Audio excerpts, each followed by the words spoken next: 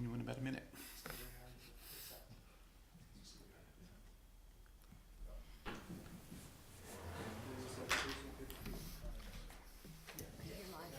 Okay, so the regular meeting of the Common Council, City of Oneonta, June 6, 2023, just about 7 o'clock. It's called to order. It's put to cold vote. Here. Councilmember Murphy? Here. Councilmember Davies? Here. Councilmember Risberger? Here. Councilmember Shu? Councilmember Carson? Here. Councilmember Harrington? Councilmember Rafter? Councilmember Falco? Here. And we have former Chief Doug Brenner with us. And if Doug, if you would lead us in the Pledge of Allegiance. Absolutely. I pledge allegiance To the flag of the United States of America and to the republic for which it stands, one nation, under God, indivisible, with liberty and justice for all. Thank you so much, sir. And we're going to get into our public hearing before we get into petitioners, because I think we might have a couple, but we have a public hearing before us for the mayor to receive comments on the ordinance to create a new article under 254, section 254, streets and sidewalks of the code of the city of Oneonta, entitled Honorary Street Dedications. This ordinance was laid on the desks on May 3rd, 2023, and is approved by the Common Council on May 16th, 2023. And do we have anyone here to speak on this? Comments? No. In which case, then we will close that, and we will move on to petitions. Do we have anybody who would like to? I'm trying to see if I recognize you. Let me go straight to the back, if you don't mind. Go ahead. You just tell me who you are and. Marilyn Nudell, Suncrest Terrace. I am back for a change. I would like to know the status of what's happening with Suncrest Terrace. I know, and the water situation. I know that River Street is getting the water, their water main replaced.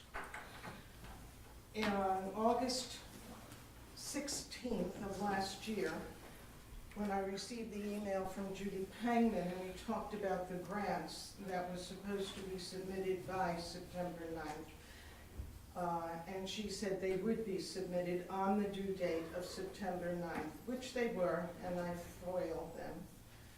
Again, without any supporting documentation from any of our elected officials, either to the state senate or the state assembly. I mentioned this last year in June when she was filed another grant on June 22nd, and again with no support. We are the smallest city in the state, or one of the smallest cities in the state. How do you expect to get anything if you're not using your elected officials? I have no idea. But to send in no supporting documentation of any sort, I think is negligence in duty. That's my opinion. Our street, approximately, I certainly did not do anybody else's property tax, but we're probably $250,000 in property tax. We have no roads, we have water that runs down our street, onto property, onto driveways, onto lawns. Nothing has been done. We have turbid water. We spend approximately, again in water tax and sewer tax, in the neighborhood of $30,000. And again, this, as Mr. Mattice knows, this has been ongoing for years. And again, nothing is done.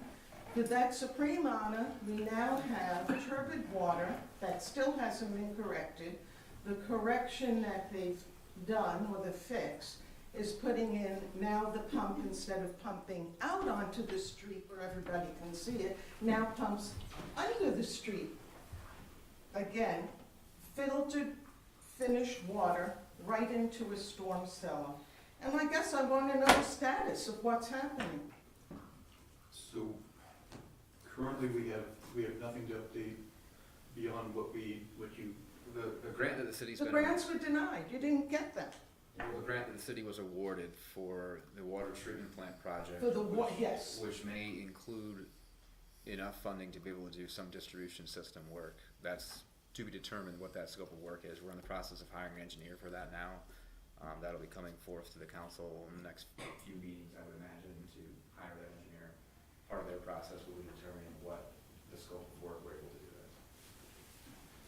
So, and just to maybe respond to your statement about the grant applications not including letters of support from elected officials, the scoring process that is in place for EFC grants, which is the type of grants we're applying for in this case, do not factor in letters of support from elected That's what I'm officials. told, and yet when I spoke with Brian Miller, he said that any time with Herkimer, with other cities, even though it was not factored in, he would make a phone call.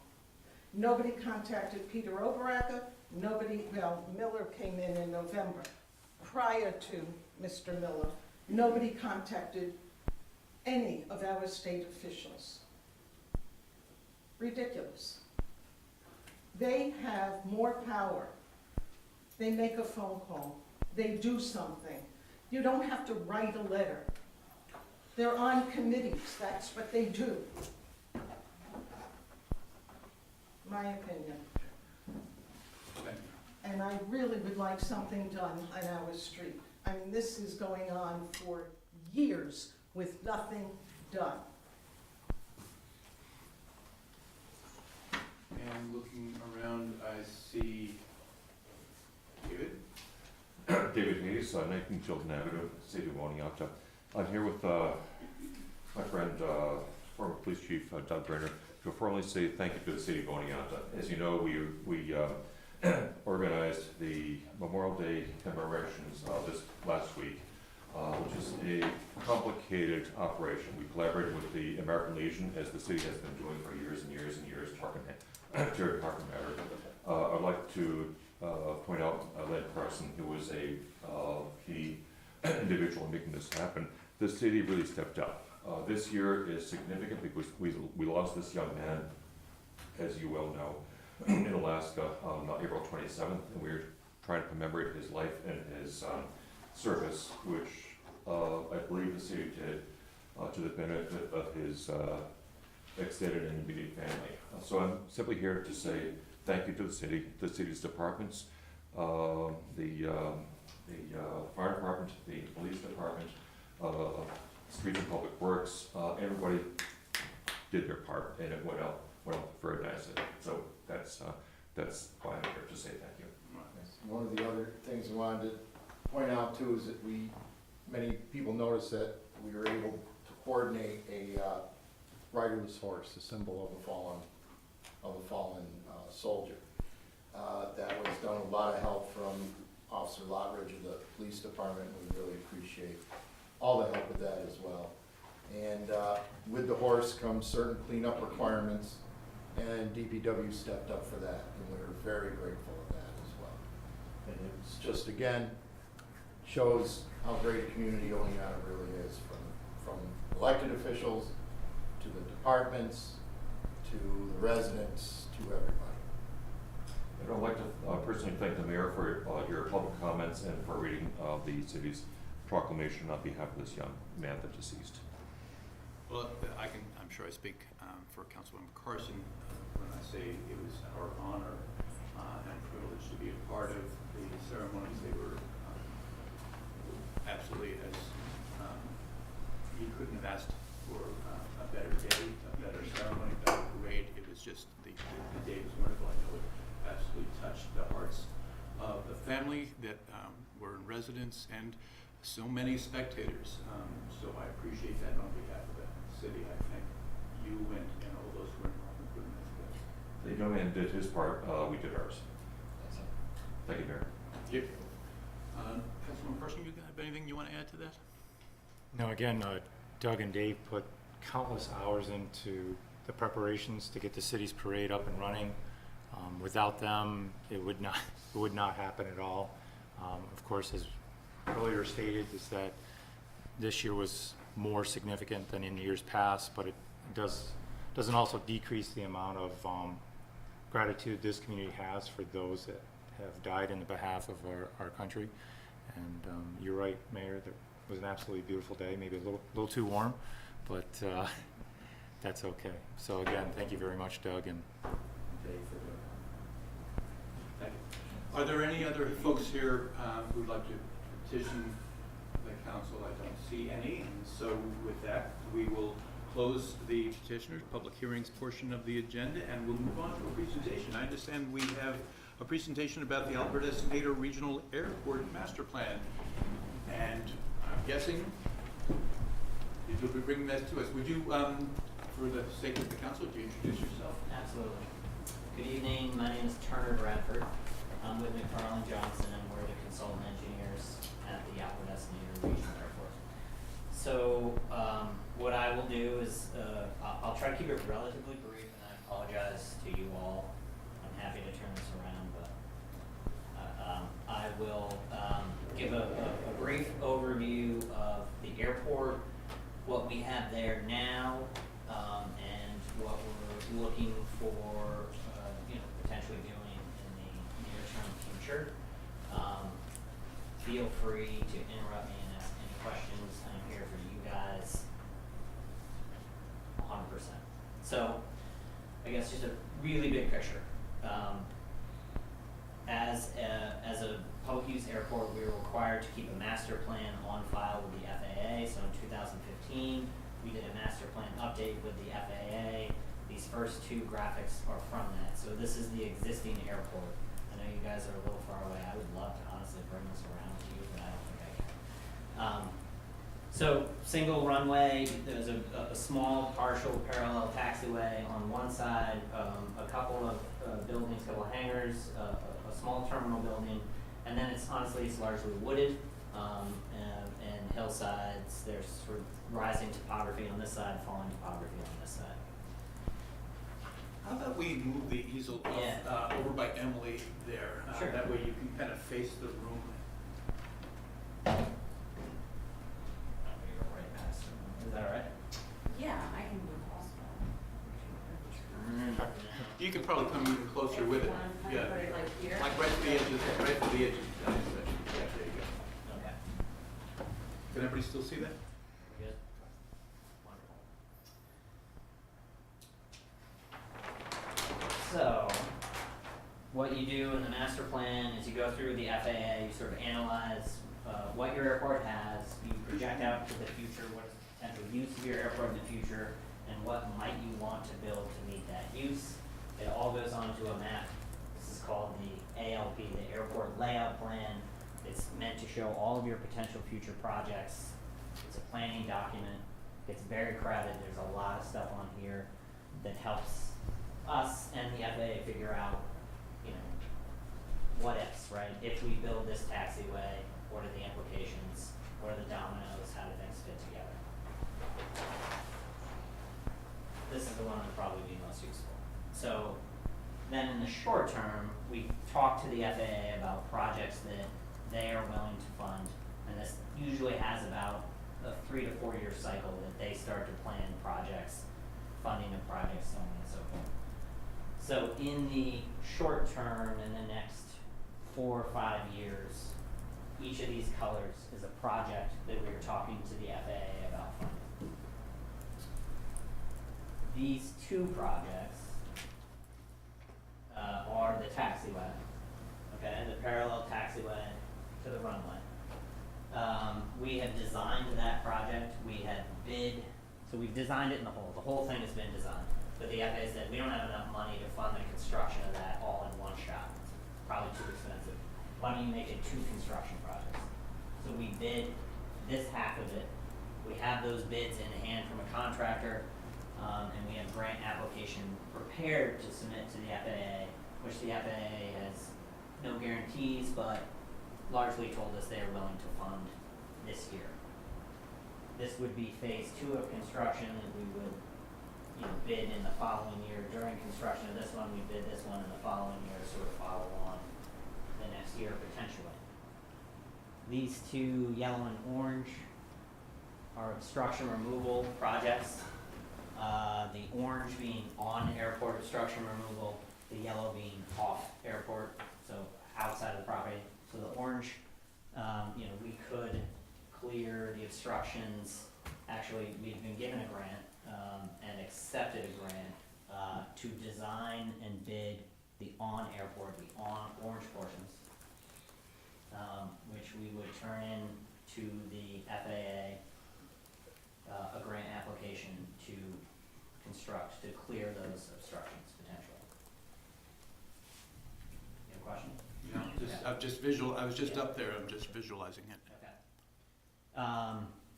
The yellow off airport, so the yellow would require potential easements, so we would need to go talk to abutters of the airport about their willingness to sell air rights, and then look to clear those obstructions. That has a little bit of a longer time horizon. The blue is relocating the entrance road out to sort of the perimeter of the property line to open up this property.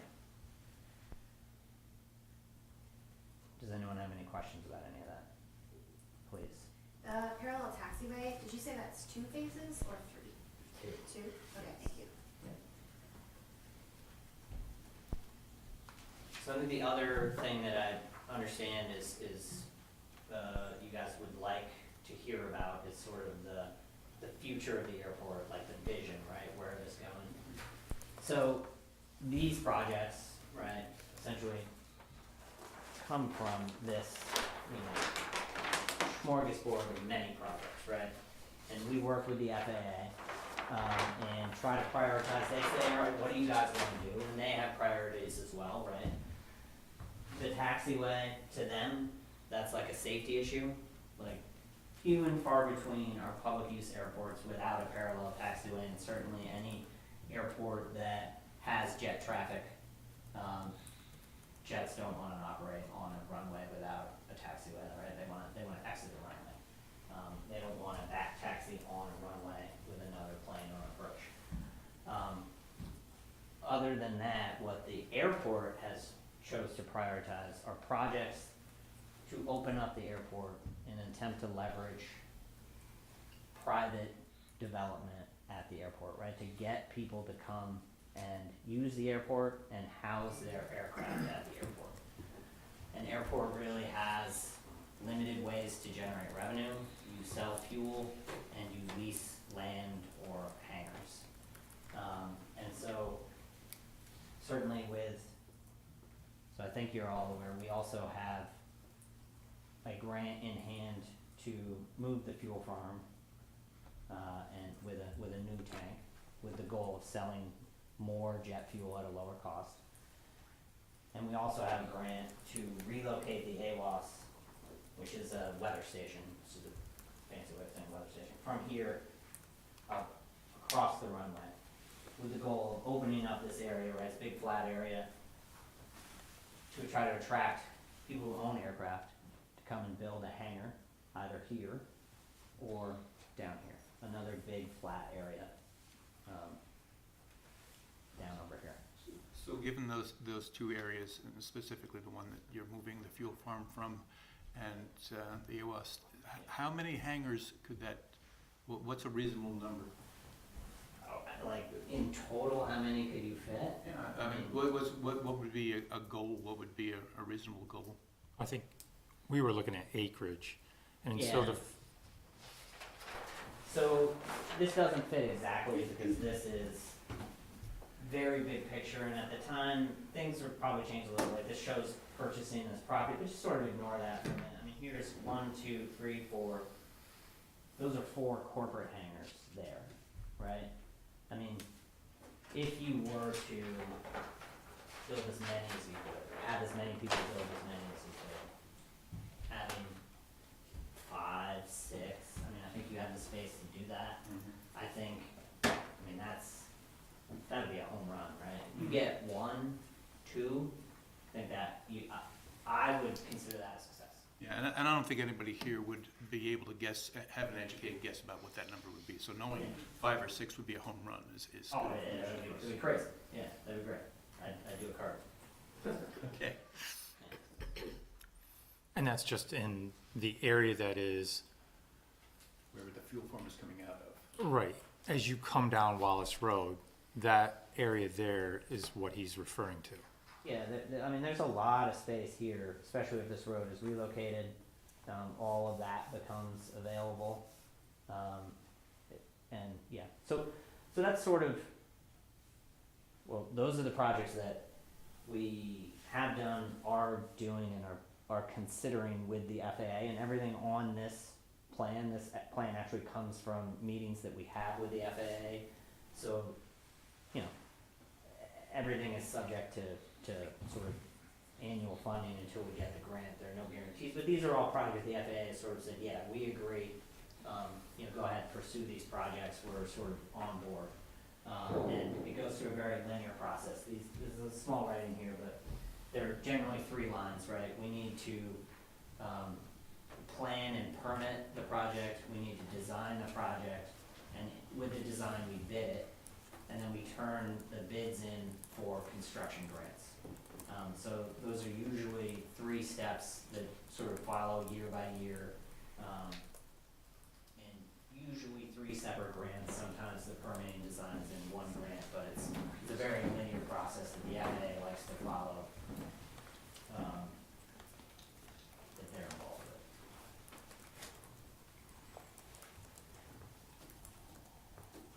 So I don't believe there's currently a resolution about the taxiway construction, but potentially one in the near term, maybe coming. I mean, does anyone have any questions?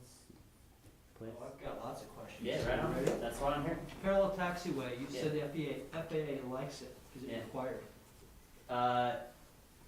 Does Does the volume of jets that we have dictate the need for a parallel taxiway? I mean, so, I think, to answer your question directly, I don't believe it is required. I don't think there's anything that would make you have a taxiway, no. And so, and neither does our volume of jets dictate that we'd need to have. I mean, I don't know that, there's anything that would necessitate you building anything ever. Good, thank you. Revenue, I mean, this is, maybe you don't know these particular, but what is the revenue generation right now of the site? What's the capacity of the hangars, and what is the, what kind of revenue do we get from the hangars? Are they full, are they not? I'm just trying to understand. I've been asking questions about this for a while and have no information about this, but yet several times a year we're asked to spend money on this. I'm just trying to understand a little more, what is the revenue generation versus what is the cost of this site? So I believe Jenny might. Jenny, have you want to some- answer that, please? Yes, I put together information, I went back 10 years, and I've given that information to Carrie to put in presentation form for the council. I've summarized the annual operating budgets versus the capital projects. I've shown what the grants, either from the state or the federal government, have come in, so the report will be very detailed and inclusive for you. Thank you, Jenny, I appreciate that. That would be really helpful. Demand for hangars, there's a lot of kind of wishful thinking there. What is the current demand for our hangars? What's the capacity of our hangars? And why is more hangar space kind of seen as being something we want to work towards? Yeah, so I mean, if you guys don't mind, I'll hand it over, because I think your Sure. community's done, Yeah, whoever done wants some to good give outreach. answers. Yeah, Love to have yeah. them. So first off, Mark, I want to introduce Martine Caberbeek. Martin Kammerbeek. Caberbeek, sorry. He was elected at our last airport commission to be the new chair of the airport commission, and he came down. He can jump in anytime, but to your question about revenue streams, our hangars are under our employees' guidance in the last year or two hang at 90-95% occupancy. With what Turner has given to you, and I know it's very difficult to see from there because I'm straining and I know the topography. So where there's a dark blue road that opens up approximately 5 acres of land, by moving the road and by the AWAS. The AWAS has been fully funded. That was taken care of. The road, we believe, with the funding that comes from Senator Schumer, will help pay for the substantial amount of that road. There's two forms there. So we had someone 3 years ago willing to put up one hangar. That caused us to get into a land lease. So we do have a land lease, so we can move forward now. Our city attorney created that document. That gentleman wanted to build a $750,000 to $1 million hangar.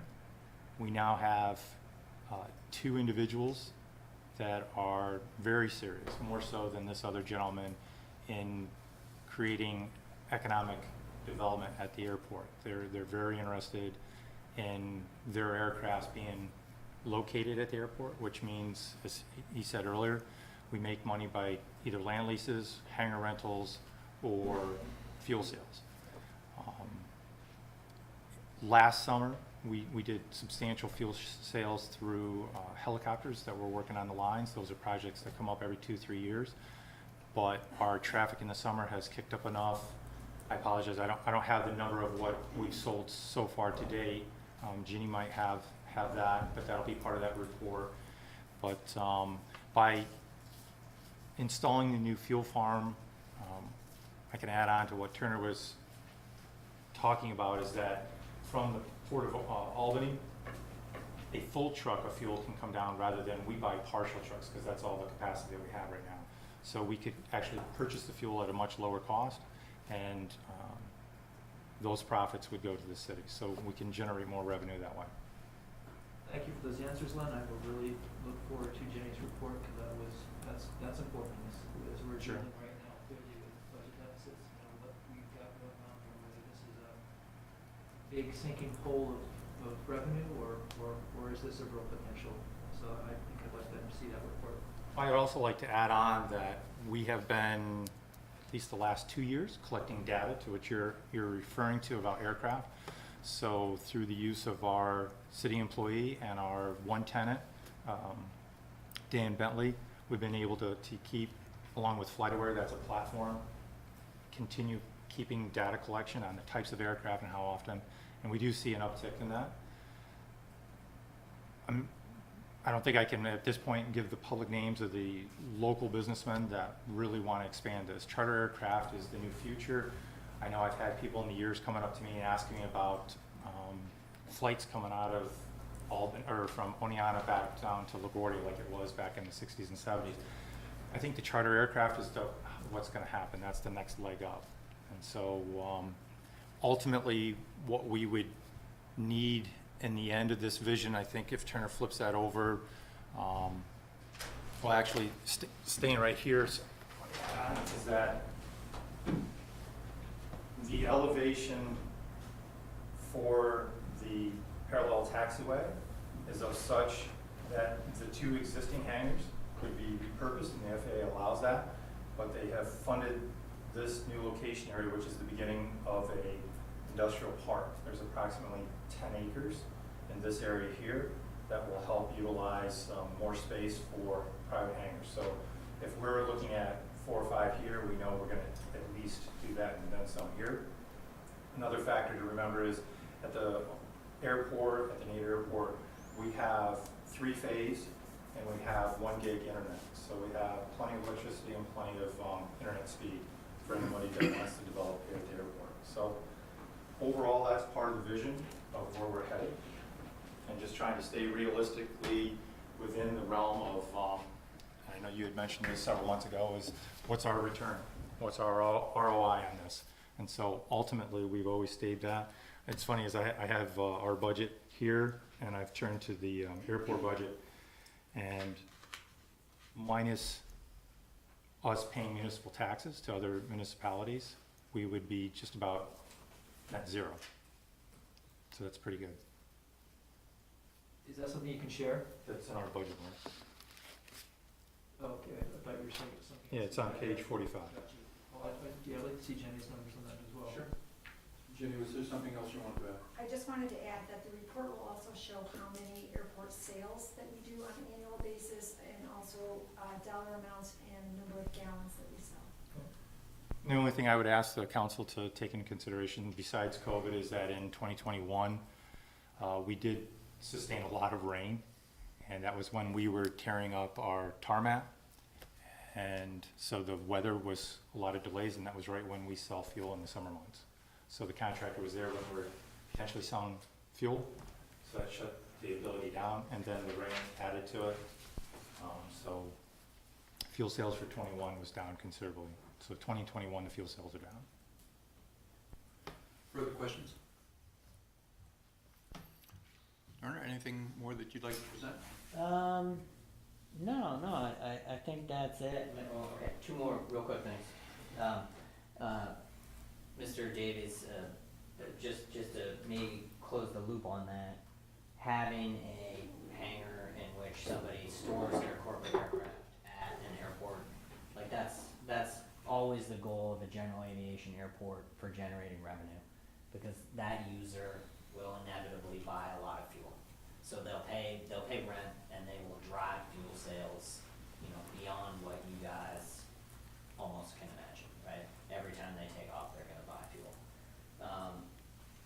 That was the one thing, and then the last thing, I don't know if I went through this, so when you apply for FAA grants, they are 90% FAA funded, 5% state funded, and 5% city funded. So your 5% match on your total dollars. So, all these projects, FAA sort of in that sort of FAA world that we're looking at with them, that's the sort of breakdown. And we did get a couple of projects fully funded in 21. So yeah, with CARES Act, when COVID came, actually the design of the full taxiway was 100% FAA funded, and we were able to rehabilitate the terminal apron and the existing taxiway out to the runway were reconstructed with 100% FAA funds, which is nice. Senator Len, talking about ROI and potential fuel sales, potential rental, has there been an effort to project what that would be? Say we got one hangar or two hangars, corporate hangars. Is there a way to estimate what that would be to compare that to the capital and operating costs? I know you talk about breaking even or almost, if we didn't have taxes, that doesn't include capital expenses. And these types of projects, the one phase that we're looking at potentially voting on whether to move forward with, that's a $200,000 match for the city roughly. That's our 5% share. They're expensive projects, and $200,000 isn't a drop in the bucket for the city budget. So I think it would be helpful from my perspective, and imagine the councils, just to see, at what point, what would it take to get to us to that point where we are breaking even or turning a profit, in the future? What's the end goal? I think a good example is for Martine to describe what you witnessed this weekend. Yeah, so first of all, if I didn't believe that this could be a viable operation, I wouldn't be a part of it. What happened this weekend, we had several jets land at the airport to bring families to the baseball camps. And what happens there is the jet lands, they pay the landing fee. And then also at this weekend, one of the jets was waiting, was going to take off, got different orders, was pushed back to the fuel farm, and we sold 300 gallons of fuel. That's all money into the pocket of the city of Oneonta. So from my perspective, how many jets will land there, it's hard to project that. But if you keep working on improving the airport, and that's the long haul, that's why there's a master plan. There's a master plan because we need to constantly focus on improvement. And Mr. Bradford has listed here the next element that we need to focus on. If we take those steps, we will be successful. And I'm glad to help compile those numbers and bring you those numbers. This is not only, this is not only just the airport and what happens at the airport. This is bringing people to the city of Oneonta. This is bringing economic investors into this area. This is bringing people here who would like to go to our baseball camps. As part of that, the parallel taxiway is a critical part of safety. When we bring people to the city, we want them to be safe. This is the next step. It's about safety, it's about people. You've got the last word? I've got the last word. Thank you very much. Thank you. All right. Now we'll move to our boards and commission reports. It seems redundant, but I will lead off with Councilman Carson and the Airport Commission report. So the Airport Commission actually met. We chose our new chairman and moved forward, just rediscussing what our vision is. And I think that was everything we've just discussed. We were rehashing because it had been a while since we had met. So I think that was actually the essence. Carrie was there. I expect that next week or so she'll turn in her notes from the meeting. But Good. Questions, comments from anyone? Okay. Thank you very much, Lynn. And we'll move to our city administrator, who's the liaison to the community police board. Boy, I'll come back to me when I open that up. If you don't mind. Thanks for the reminder. Sorry. No. No, you're kidding. Right there. I can move on to somebody else and come back to you if you want. Yeah, fine. All right, we'll do that. So the Planning Commission, Councilmember Rusberg. Yes, we met on May 23rd, and we only had old business. It was about the U-Zone, which I believe is on the agenda tonight. The past meeting, it was already declared a type 1 action, so really it was the seeker review. So I'm not going to go through the entire seeker, what they were answering to, but basically what it was found was that there were a few items that it had impact. Impacts on surface water, impact on plants and animals, impacts on aesthetic resources, but in each case it was thought that it would be a very small or limited impact, and in each case it was in case of future construction in that zone. And in the end, the motion to issue a negative declaration for the U-Zone was passed 4-0. 4-0. Anything else on the agenda that day? All right, so comments or questions for Dave relative to that report? No? Well, thank you very much. And we'll turn back to our city administrator. Thanks, sorry about that. And the Community Police Board. Community Police Board met for the second time ever on May 23rd. Following the first meeting, they had established several sort of areas of focus for each of the members to go back and look at. They reported on survey and research committee that they've talked about creating. They came up with a draft charge and strategy for that. The charges would be devise strategies for studying community knowledge, attitudes, beliefs, and behaviors related to local law enforcement interactions, and devise strategies for studying local crime incidents and surveillance prevalence while identifying social demographic patterns. The strategy would be to identify existing resources for conducting local research, identify existing local crime data sources, research partners locally to assist in research efforts, and explore ways to involve community members in the study of local community and law enforcement. They also discussed public education and generally fostering positive communication in the community.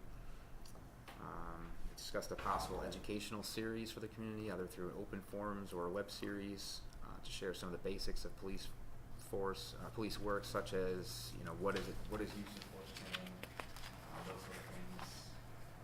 As mentioned, soon they want us developing a pipeline program to try to get graduating students into entry-level jobs at the college, and there might be a possibility for a similar program to try to become a pipeline for the police department. The board discussed creating its own Facebook page, similar to some of our other boards that have, like the environmental board, for instance. They discussed confidentiality. A future meeting will include some more discussion on members of the board potentially signing some confidentiality agreements, just understanding that they may be privy to some knowledge that is not publicly accessible. HR Director Joe Temming shared an update regarding our upcoming police recruitment. The exam announcement's active. He gave a brief background on the civil service process, talked about how we're trying some new approaches this year.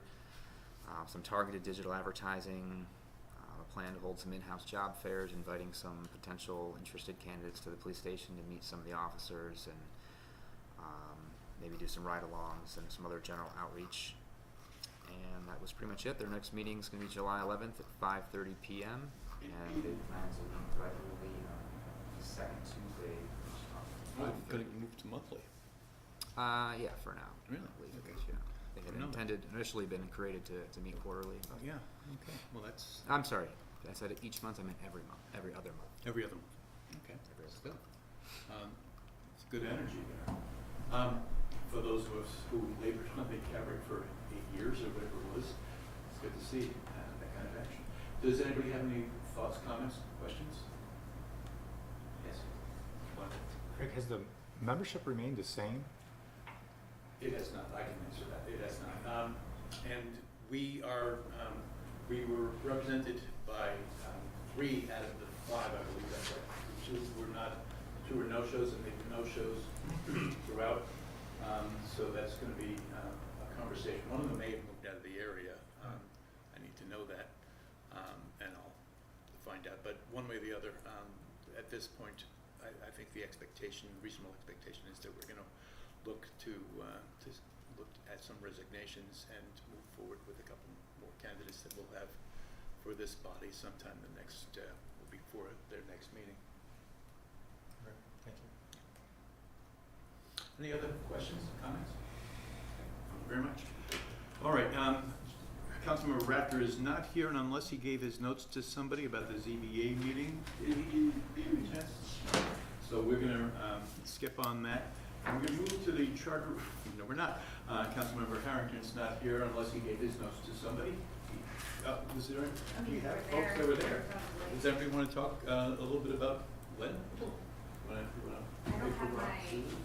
I don't have that notebook with me. I didn't bring my notes. Why don't we, So I like how I was like, we were there. let's get through that layup, 'cause- unless you guys are extremely comfortable in recall, we'll move on to another opportunity next meeting. Quality of Life and Infrastructure Committee, Councilmember. Yes, we met on May 30th, and we have quite the agenda. So I'm going to go through some of this as quickly as I can. We discussed trash bin storage. An updated PSA was sent out on where storage or trash bins can be stored. We had a discussion on the Neola Park 5K race course, and Greg is reaching out to ARC Otsego, and I will be reaching out to Utica USATF because the question is, we have a course, and there's just some questions about wheelchair racing and making turns on various parts of the course. So we need some input.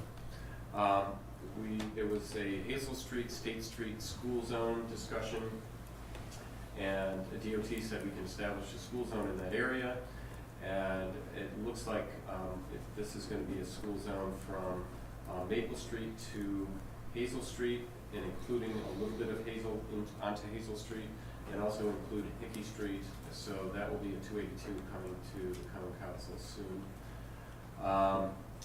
There have been issues in Wilbur Park recently in one of the park pavilions involving noise and alcohol and garbage and other things that have been left out. So there was a discussion about potentially raising the age for obtaining an alcohol permit for the park. The Park and Recreation Committee is in favor of eliminating alcohol in the park completely.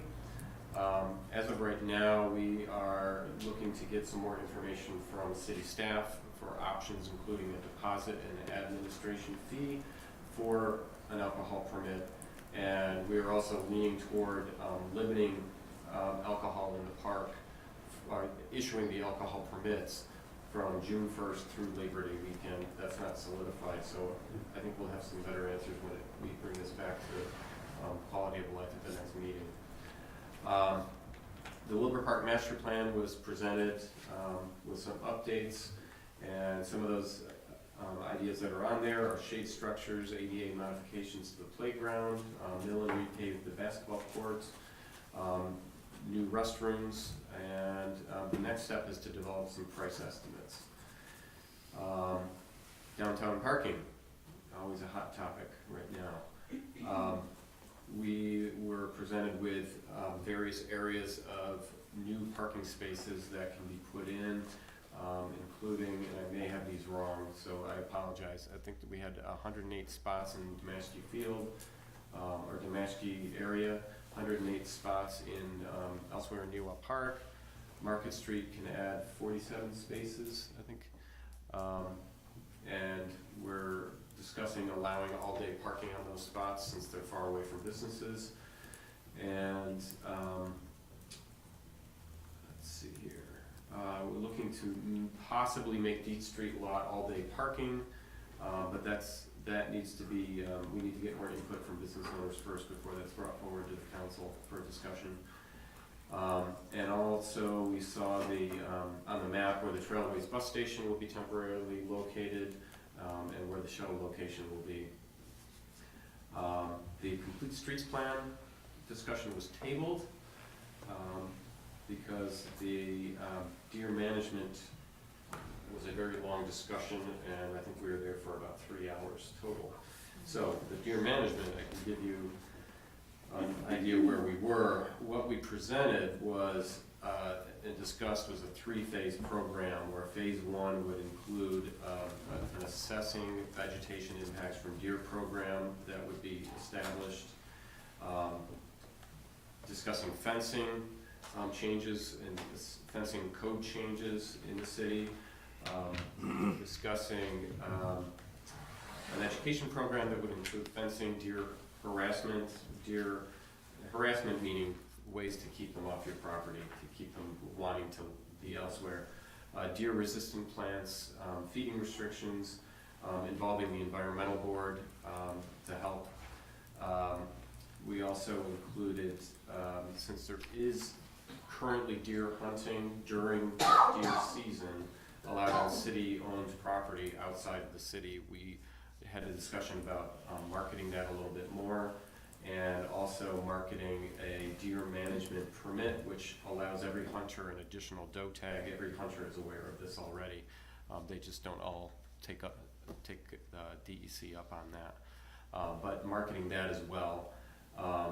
Phase 2 would take place next year after an analysis of the phase 1 results, which we would be doing simultaneously, actually in this coming year.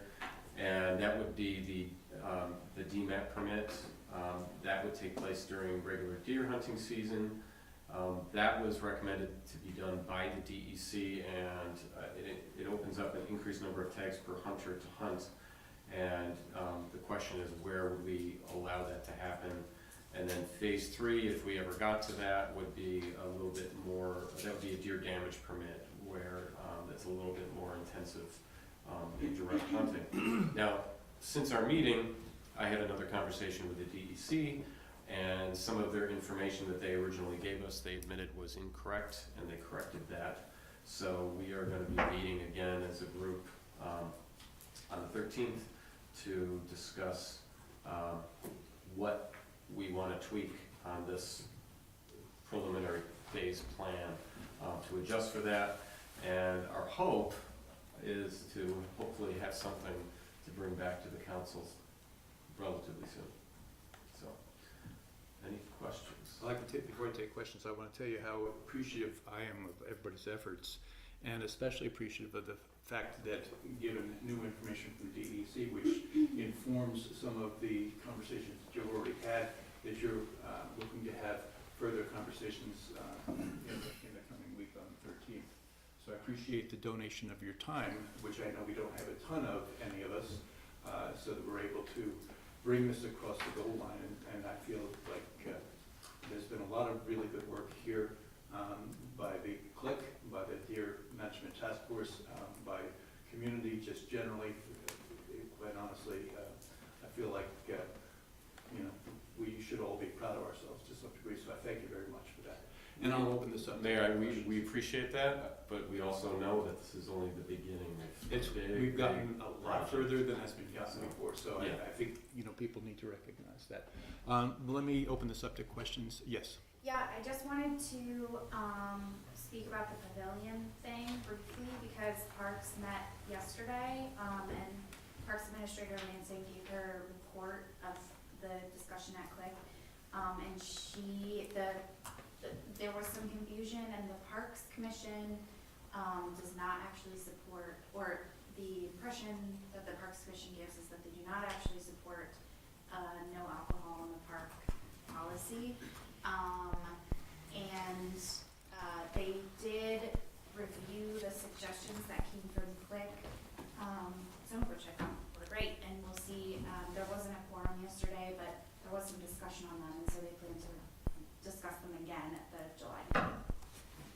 June minute. June meeting? July meeting. Their July meeting. Yeah, because it was yesterday. So at their July meeting, they're gonna discuss the recommendations from Click. Okay. Or, you know, the suggestions from Yeah. Click and make a recommendation. Yeah. Okay. Further comments and questions? Okay, well, thank you very much, Councilman Risberger, and we'll move on to our final committee report, and that would be Finance and HR. Councilmember LaFleur. Okay, I didn't change the date, so I panicked a little bit because I thought I had the one up from May, but it is the one from June. So, I'm tempted to kind of just go through the agenda and then give you guys the rest. So, we have, motion number 3 is with regard to the, I'm gonna get the name wrong, so I'm gonna read it. Okay, Route 2328 pedestrian and bicycle improvements project. That's the one that's in conjunction with the town. This resolution, or this motion is approving engineering services in response to the RFQ. The town, this is the full amount of the contract for engineering. There will be forthcoming an agreement between the city and the town for the town to pay for their portion of the engineering services. That'll be on a future agenda.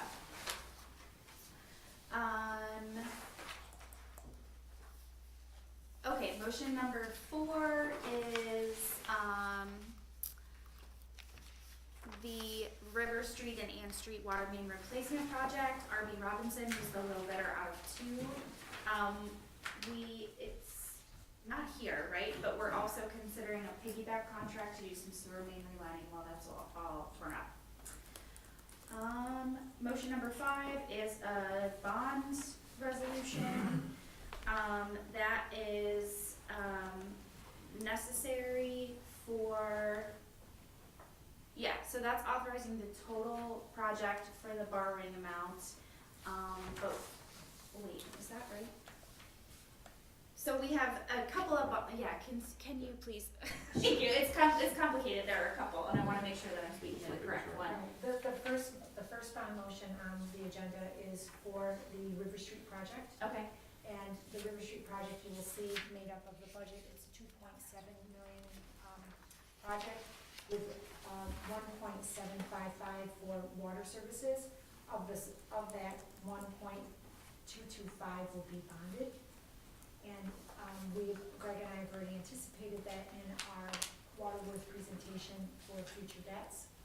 And then the rest of that project will be funded through our CHIPS or our touring routes and also ARPA between the water and sewer. The second bond resolution is for the wastewater treatment plant grant for the 0% EFC funding that we'll be receiving 50% of that. Okay, so that's motion number 9. Yes, okay, so motion number 7 is the seeker, declaring a type 2 action for the wastewater treatment plant. Motion number 8 is a motion to apply for the 0% loan for the wastewater treatment plant. And then motion number 9 is what I was talking about, so I was incorrect. So this one is the one where we are authorizing a bond for the full amount of the project, but it will be funded through grant funding and the 0% loan. Thank you. We also have on here a motion with regard to the camera van, which was purchased, and this motion just finalizes the amount officially. We also have a new hire on the agenda, and this one I'm excited about. So there was a schedule prepared by our finance director in our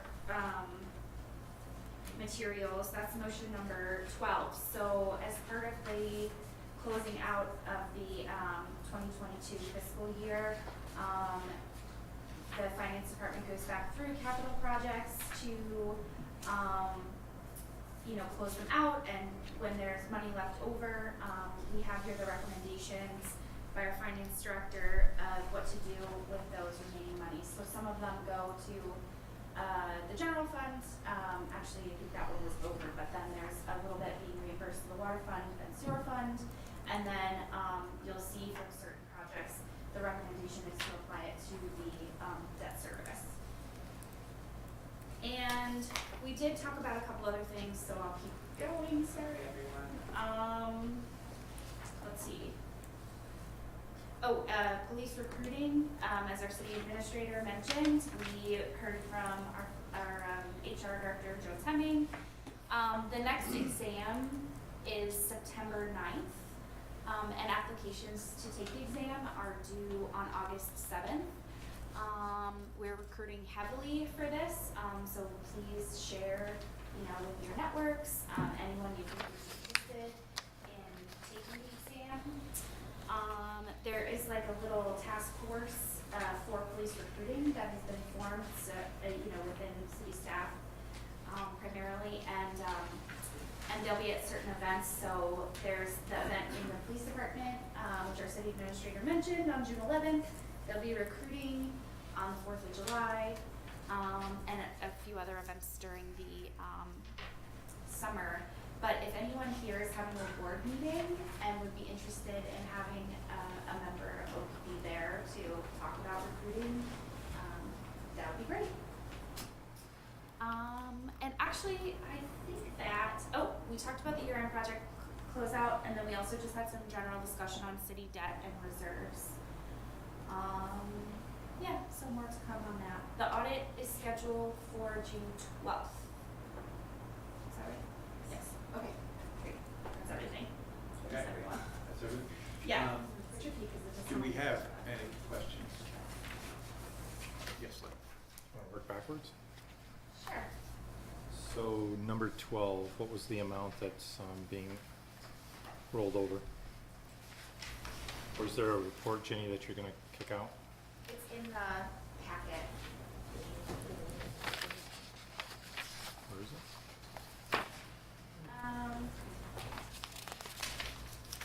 Yeah, we don't have it Okay. printed, but it's in, or you do have it? Mm-hmm. Okay. This is it? Yes. Thank you.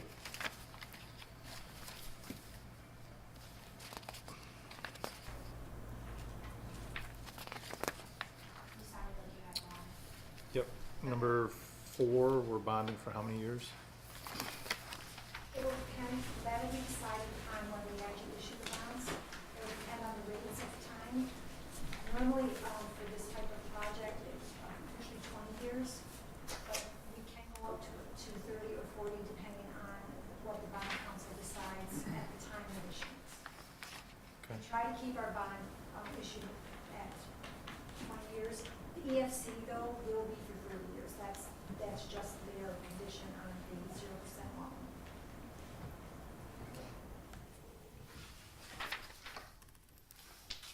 loan. And then number 3, you mentioned percentage was the town, percentage was the city. Am I missing what the percentage is? That'll be, Yeah, please, I was gonna say. it's that'll be a posted. motion at the next, probably the next council agenda. We'll have an intermunicipal agreement. It'll define those percentages roughly. Well, I don't wanna quote it now because I can't remember off the top of my head. It's not 50-50, it's more city to town. That would be based, It's like 58.5% city, 41.5% town. and that's based on, That's based on, so our initial health engineers we hired to help us with the application for this project in 2021. At that time, they looked at the scope of work that we were applying for, did an estimate based on that. Obviously, you know where the town-city line is, so the amount of work in the town versus the city, it's based on that proportion. That's how we'll do the engineering portion of the project, because it's difficult to, determine how many hours exactly the engineering team spent working on the town portion versus the city portion. But once we get to construction, then it's very easy to, quantify what was done in the town versus the city, so that plan will be an exact amount of the engineering, $544,000, that will be split based on that percentage, which we verbally agree upon, it's just a matter of formally that intermunicipal agreement.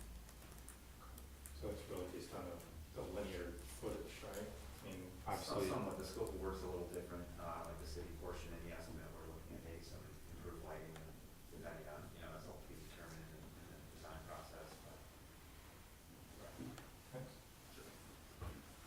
you all set? Yeah. Okay, any other questions or comments? All right, well, thank you very much, Councilmember LaPari Shu, and we will move on now to the city administrator's report. Thanks, Mayor. Some slightly unhappy news to report, not too bad, but our application to the 2023 Urban Farms and Community Gardens Grant Program was unsuccessful this time around. We had received one of those grants several years ago. We applied again for an expansion of the gardens, and we did not receive that grant, so that might be something we look at again in the future. The Center Street and Clinton Street bridge work, culvert work is underway. The new water main section drilled underneath Silver Creek at Clinton and Spruce was completed despite some troubles they were able to get through. Eastman, their contractor, finished pouring new walls at Center and Brook yesterday. They started demo of the existing concrete slab today. They expect the Center Street portion of the work to be completed by the end of the summer. August 18th is currently shown on our schedule. We're hoping to beat that, but of course the idea is to have Center Street reopened for the start of the new school year. After that, they'll move on to the Clinton Street side for that bridge deck work. Got 2 new firefighters. Well, our 2 newest firefighters graduated from the New York State Fire Academy on Saturday. Anthony Capristo and Jack Stanton. Anthony Capristo won the academic award. Nice. Also. Great to hear. Parking garage demolition / Market Street transportation improvements project. We sent around a timeline maybe a couple weeks ago now, just an update on that. Tomorrow night, Board of Public Service meeting, I'll be in attendance to explain our request to have the garage declared unsafe and order it demolished. This is a process you hear Scott reporting about regarding derelict garages across the city on private property. In this case, it's ours. Obviously, we know that demolition has been recommended by our engineer. We have that letter. This is really a formality, I would say, a step in the process in moving along that path. It doesn't, commit us to anything as far as expending money. That's still something that comes along once we go to bid, which is anticipated to be mid to late summer, probably August timeframe. Given the characteristics of the garage, obviously we have retaining walls that are associated with that garage. That's a complicating factor. We have NYSEG electric utilities that are located within the garage that will need to be temporarily and then permanently relocated, which will be a cost borne by the city. We've been talking with NYSEG about that process. So before we demolish the garage, we need to install temporary power poles and lines to allow the safe demolition of the garage while maintaining power to adjacent buildings, like the buildings along the Water Street, Main Street corridor are fed through the parking garage. That's something that NYSEG believes the temporary relocation could be completed by this fall, which would align with our time frame for awarding a contract and having a contractor start. Ultimately, we would expect the total demolition project and any retaining wall work and utility relocation associated with that would be completed sometime next year, in the second quarter of next year probably. That's our goal. Thursday, June 15th, next week, 6:30 p.m., we have a council special meeting, which was scheduled to focus entirely on this project. Wendell will be here, along with myself and the rest of the city team, to give an update on the current project plans, the current project estimates. At that meeting, related to the demolition, so we're sort of looking at phasing the project. The demolition bid package would go out separate, and initially that's the one I was talking about later this summer. And then further on down the line, probably this winter, we would be bidding the larger package of rebuilding the transit hub and the parking garage. The Market Street streetscape project, that would be a separate bid. This is a different type of work that would likely be able to be bid this fall. At the Thursday meeting, we anticipate asking the council to pass a motion just affirming the seeker type 2 designation for the garage demolition, just the demolition. The seeker review process for the rest of the projects will go through the Planning Commission as part of the site plan review process. So just like any private applicant, we're going to go through that process through our own Planning Commission with the second phase. We're hoping to be ready to bring that forward to the Planning Commission in July. So again, at the special meeting, we're gonna be talking about the Market Street, Phase 2 project. We'll, talk about the streetscape project. We'll look at some updated renderings, cost estimates, and just overall discuss the timeline. Our hope is to present probably two options really. As you know, we have a funding application that's still pending with New York State DOT for additional transit funding. We won't know that by next Thursday, so we need to kind of assume Plan A is we don't get additional funding. Plan B is if we do get additional funding, and we'll be able to design the project and have bid alternates and options so that by the time we get bidding for that second phase later this year, into this year, hopefully at that point we'll know if we've received additional funding or not, and we'll be able to make some decisions. And then ultimately we get bid pricing. Bid pricing is, as you know, competitively bid. We award to the low bidder that's qualified. So that's going to be the price. So at that point we'll be able to make a firm decision. Obviously we've talked a lot about estimates, and we'll have another updated estimate on Thursday. Estimates are estimates and they change over time. So ultimately it's about when we get to the bid point, having some alternates so we have options. 27 Market Street demolition.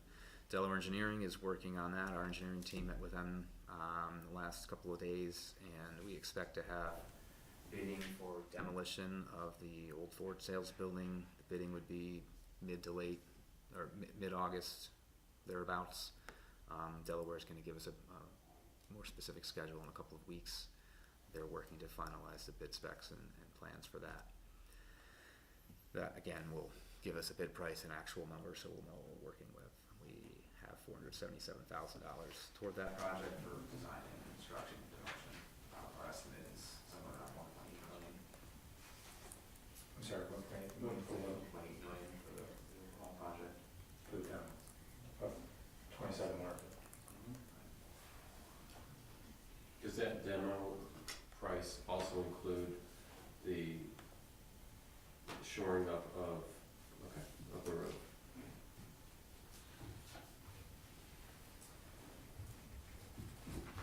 The last thing I want to mention, downtown parking, popular topic. We're anticipating issuing an updated public service announcement later this week. We've developed an updated downtown parking map where we're recommending a few changes to increase the availability of all-day, 24-hour parking, specifically in the Dietz lot, the section that's been opened up in the southern section behind the new Dietz Street Lofts building. It will be all-day parking. Tenants, residents, downtown residents, commuters, people who are parking all day can park there and not have to move their car multiple times. We'll still maintain some hourly parking in the northern section of the Dietz lot. I think Dave mentioned in the Click report that we were going to get some more feedback from businesses. The mayor went around, talked to, I think, everybody. I also talked to some people in the Dietz area, and it sounds like there's still a need for some hourly parking in the Dietz lot, the northern section there for some of the customers. But all-day parking is often for employees and residents. Market Street, we have the ability, and Chestnut Extension, we can add about, I think it was 47, 48 spaces, which we will designate as all-day parking. I think Market Street, between the parking garage and the entrance to the park, is not the most accessible or the most desirable place to park for customers, so that's more of an appropriate place for residents and employees to be able to park all day or all night. We've talked about, and we are going to go forward with, starting Monday, June 12th, that's this coming Monday, with the OPT shuttle. The shuttle will run from 7 a.m. to 6 p.m. Monday through Friday. The stops will be at Damaski Field, which David mentioned. There's 216 spaces between the large pavilion lot and the Damaski lot. More than enough overflow or all-day parking if we'd have a capacity issue, which so far we haven't seen downtown, but that could be the case. This will go from Damaski Field along Market Street, stop at the parking garage where the stop is now, go up to Main Street, stopping at the existing transit hub by the Clinton Plaza, continue on to the existing stop by Auto Cafe, loop back around again. So every 10 minutes or so, the bus will go by. So if you do want to park down on Market Street or in the park, move up to Main Street without having to walk, that'll be an option. It'll be free. We're going to have to transfer some funds to ultimately pay for that. The way our transit system works, in order for us to be able to be reimbursed reimbursed a certain amount per mile and per rider by the FAA or FTA, we have to charge a fare. So we'll be charging the minimum fare to ourselves, the general fund, 30 cents a ride. So this will allow it to be a free service for those who use it. I think we determine it's really too complicated and maybe a little bit not practical for us to charge people for the shuttle. We normally have a bus pass. So it's a trial. We're going to see how it goes, see how well it's utilized, if it's utilized. And we'll be collecting data weekly to report back and see how it's going. So that was, the other thing which we'll announce in the PSA and we'll distribute some flyers downtown is just that we're going to resume our normal parking enforcement and really focus the enforcement on the time limit areas, the 1 hour, the 2 hour, the 4 hour parking, which is mainly on Main Street itself, on Westcott Lot, Wall Street Lot. The most accessible test spots for shoppers and visitors where we want to encourage turnover, we don't want people parking all day, which I think is the case now, because we're not really enforcing cars because we want to do about everything. So we'll really try to get the message out there, and we'll ask you guys to share that as well. That residents, commuters, employees, business owners, here's where you should park and not have to worry about getting ticketed, and keeping the best spots open for people who want to come downtown and spend their money. Questions? Comments? Yes, Lynn? Go backwards. So the PSA, you said you would have that ready sometime this week, I think. You mentioned the temporary electric by NYSEG. Do we have a cost estimate of that? Their high-level cost estimate is $250,000. Their high-level cost estimate for permanent relocation, which would happen after demolition of the garage, is $1 million. But those estimates will be obviously refined as they do the design. They require upfront payment from the city to move forward with that process. So that'll be coming down the line. $250 for the temporary, $1 million for the permanent. With those costs part of what Wendell put in their package? So it's not in addition to what Wendell has already presented. We have been carried $2 million as an estimate, as a conservative estimate, given the fact that their estimates are very high. Okay. Now, as we narrow down the scope, that they actually get into the design process, we'll get that number in the next couple of months to this fall. June 15th for a lot of this to be ready in depth. And on the demo for 27 Market, you gave a number of 1.8. Was there any recouping of money towards the recycling of steel and copper that's inside that building? That, I mean, I can't speak for Dell Engineering, how exactly they did their estimate, but that estimate is from last summer. I'm not sure if they're gonna update their estimate before we go to bid. Realistically, probably not worth our time. Let's go to bid and let's get an actual price. The contractor that bids is going to factor in what they're able to get out of that steel. So whatever their bid price is, we'll include that. So I guess we will see.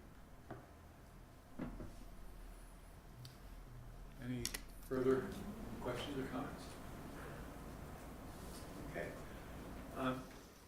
It's going to be a relatively long meeting. It's already a long meeting, so I'm going to dispense with most of my remarks, except to say, first off, how wonderful Oneonta presented itself this past weekend, especially Saturday at both the Top Derby and the park, which was extremely well attended and very well organized. But beyond that, the Pride Fest was spectacular and was a success for about the 6.5 or 5.5 hours that it was being presented, 1:30 to 7 o'clock, and the people were on the street throughout. So very, very well organized and just a very positive experience, I think, for everybody who attended. And I was lucky enough to spend a few minutes with, I'm going to pull you out of the fourth estate for a moment more and let you introduce yourself. News reporter for the Daily Star, and I'm going to ask you if you could just tell people who you are and I'll just welcome you. Sure. Hi, everybody. My name is Lauren Kokoris, and I've been here in Oneonta about a week, working at the Daily Star. I'm the new Oneonta City reporter and doing Otsego County as well. You may have seen the very nice welcome story that I did in the paper for me, but I have deep roots here in Oneonta. My grandfather's a former mayor. I'm not going to hang you right out there. William Estlin is also a relative of mine. So I've been coming to Oneonta since I was a kid, and I'm really excited to be bringing my experience and skills to Oneonta. And I'm looking forward to getting to know you and getting to know what you're passionate about, and hopefully seeing that reflected in my coverage. Terrific. I'll let you become an observer again and a reporter, but very, very pleased to have you with us. And you've moved into the city, Yeah, so That's great. there's another one. one of 1,000. Just saying. All right, so with that, we're gonna move to our consent agenda. And yes, Withers, which I think, in fact, I'm gonna take advantage of right now. It's a long one. So, sorry, what was around my mouth. Motion number 1, that the common council approves the minutes of the regular meeting held May 16th, 2023. Motion number 2, that the common council approves the warrants totaling $667,081.71, and the same be placed on the Director of Finance's desk for payment as presented.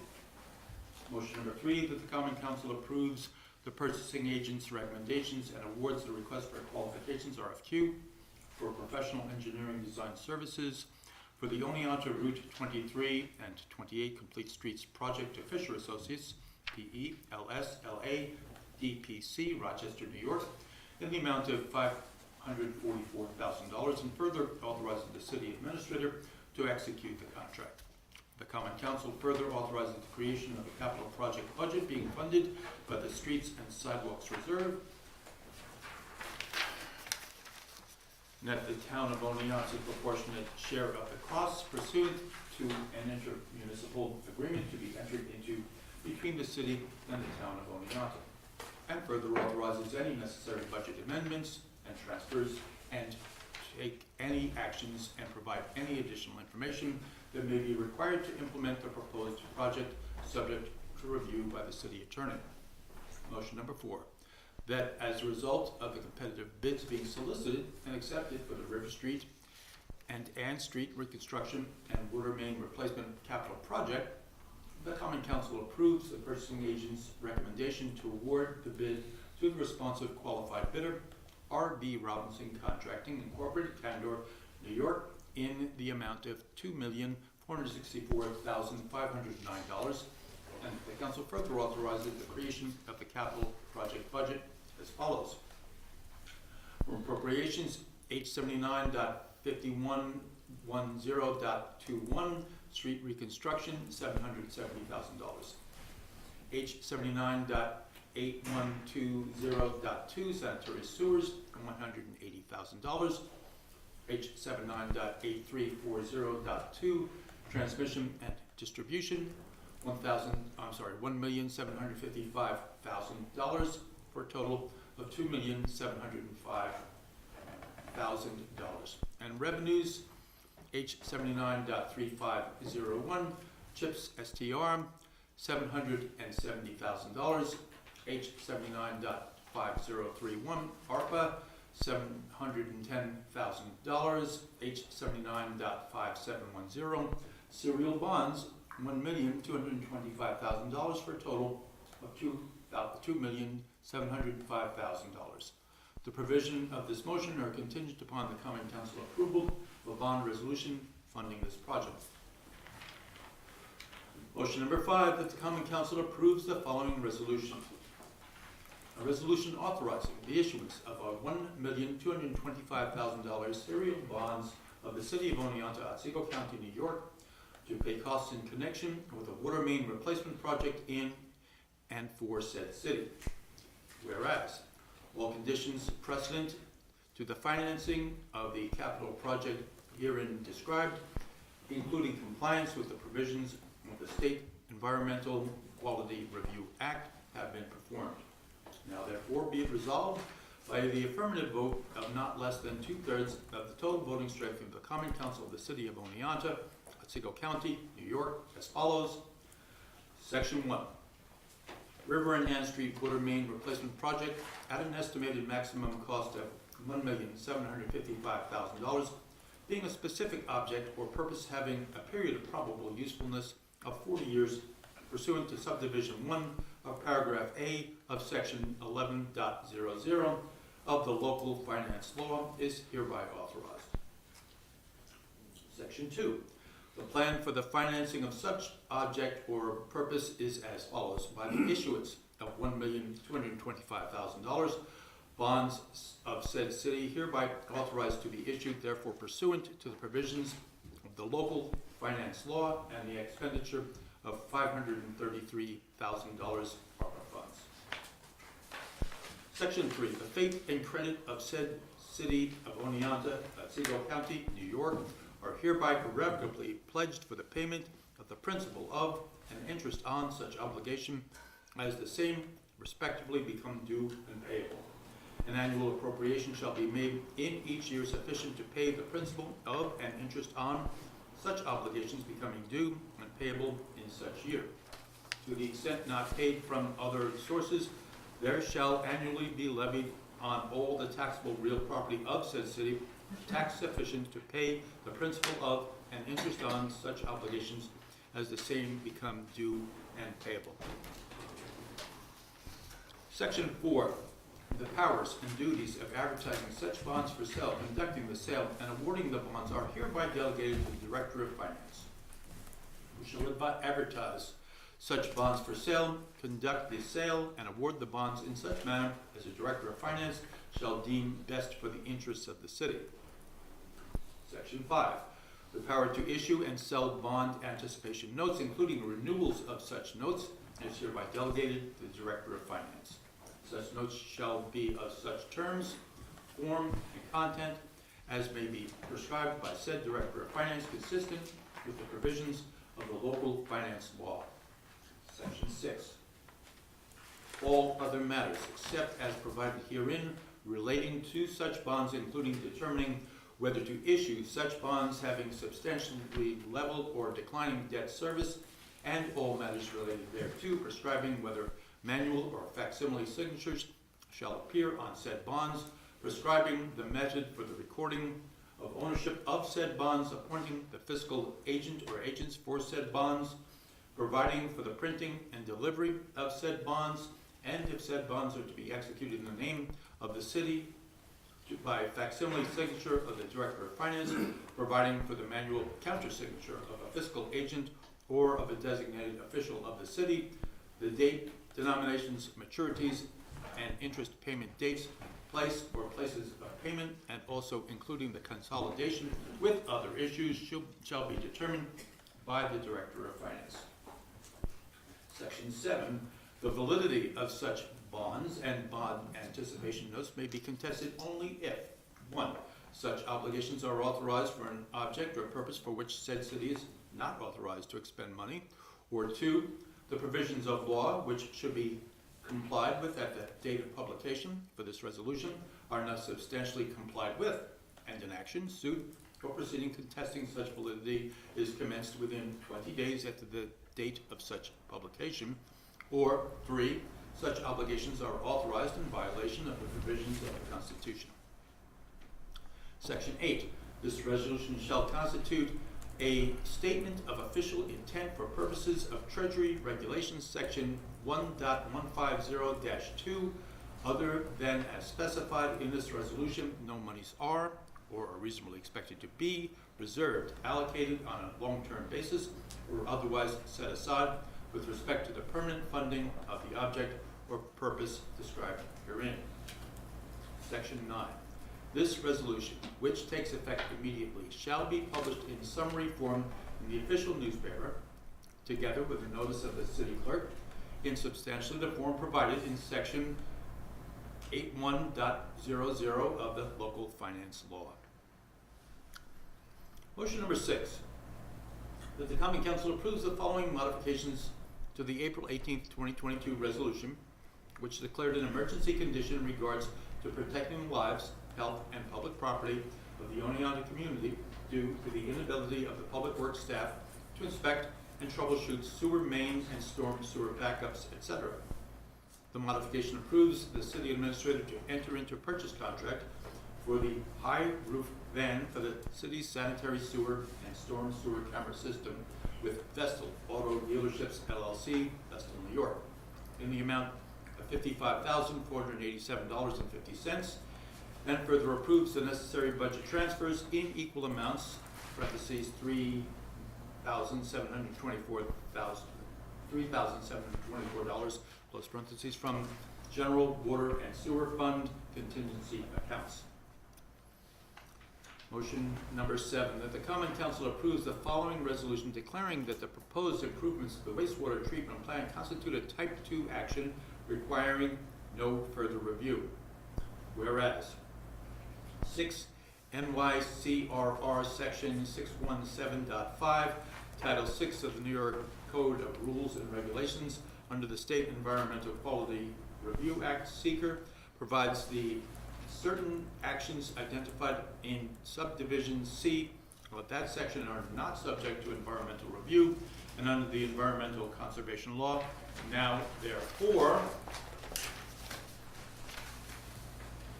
be it resolved that the City of Oneonta, Otsego County, hereby determines that the proposed improvements to the City of Oneonta wastewater treatment plant is a Type 2 action.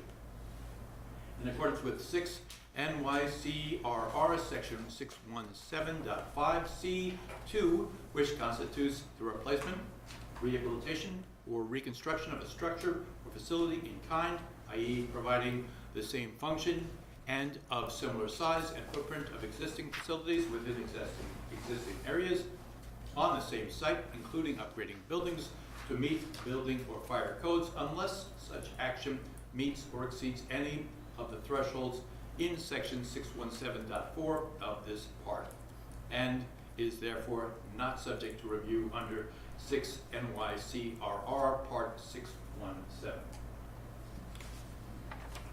Motion number 8, that the Common Council approves the following resolution. Clean Water State Revolving Fund CWSRF application authorizing to apply for funding.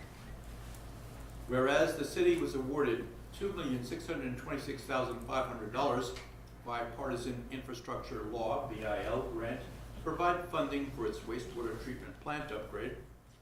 The total project cost is estimated to be $5,253,000, and the city is applying to the Environmental Facilities Corporation (EFC) for a Clean Water State Revolving Fund CWSRF loan in the amount of $2,626,500. Now therefore be it resolved that Mark Drennick, Mayor of the City of Oneonta, is hereby authorized and directed to file an application to the Environmental Facilities Corporation, EFC, for funds from the Clean Water State Revolving Fund for the wastewater treatment plant improvements project, and upon approval of said request, enter into and execute a project agreement with the state for such financial assistance to the City of Oneonta, and that the Common Council further authorizes the mayor to take any action or sign any additional documents necessary on behalf of the city, and to order any necessary budget amendments and transfers, and to take any actions and to provide any additional information that might be required to implement the proposed program upon approval from the state, subject to review by the city attorney. Motion number 9, that the Common Council approves the following resolution. Resolution authorizing the issuance of $5,253,000 serial bonds of the City of Oneonta, Otsego County, New York, to pay the cost of wastewater treatment plant improvements in and for said city. Whereas all conditions precedent to the financing of the capital project herein after described, including compliance with the provisions of the State Environmental Quality Review Act, have been performed, now therefore be it resolved by the affirmative vote of not less than 2/3 of the total voting strength of the Common Council of the City of Oneonta, Otsego County, New York, as follows. Section 1, wastewater treatment plant improvements, including modifications and upgrades, including control building improvements, influent pumps and headworks replacement and improvements, primary clarifier improvements, trickling filter replacement and improvements, RBC pumps replacement, sludge drying bed upgrades, and miscellaneous site work improvements at an estimated maximum cost of $5,253,000, being a specific object or purpose having a period of probable usefulness of 40 years pursuant to subdivision 1 of paragraph A of section 11 of local finance law is hereby authorized. Section 2. The plan for the financing of such object or purpose is by the issuance of $5,253,000 bonds of said city hereby authorized to be issued therefore pursuant to the provisions of the local finance law, provided, however, that the amount of bonds to be issued shall be reduced to the extent of grants received in connection therewith, there being $2,626,500 grants anticipated. Section 3, the faith and credit of said city of Oneonta, Otsego County, New York are hereby irrevocably pledged for the payment of the principal of and interest on such obligations as the same respectively become due and payable. An annual appropriation shall be made in each year sufficient to pay the principal of and interest on such obligations becoming due and payable in such year. To the extent not paid from other sources, there shall annually be levied on all the taxable real property of said city a tax sufficient to pay the principal of and interest on such obligations as the same become due and payable. Section 4.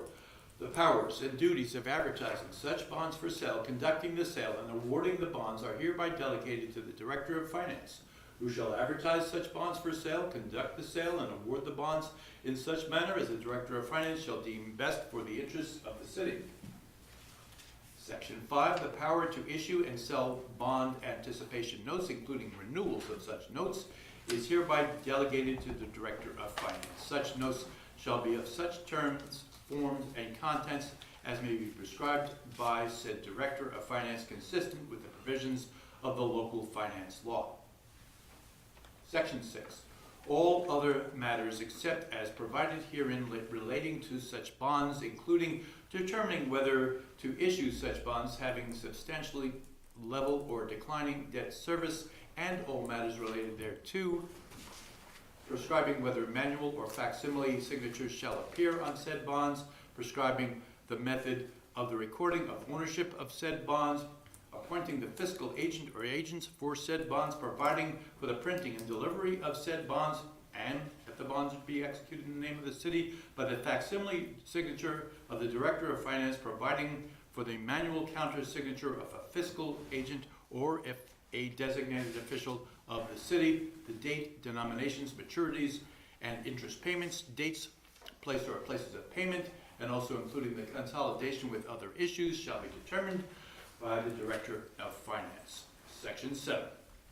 The Director of Finance is hereby further authorized at her sole discretion to execute a project finance and/or loan agreement and any other agreements with New York State Environmental Facilities Corporation, including amendments thereto, and including any instruments or amendments thereto in the effectuation thereof, in order to effect the financing or refinancing of the object or purpose described in a section 1 hereof or portion thereof by a bond or note issue of said city in the event of the sale of same to the New York State Environmental Facilities Corporation.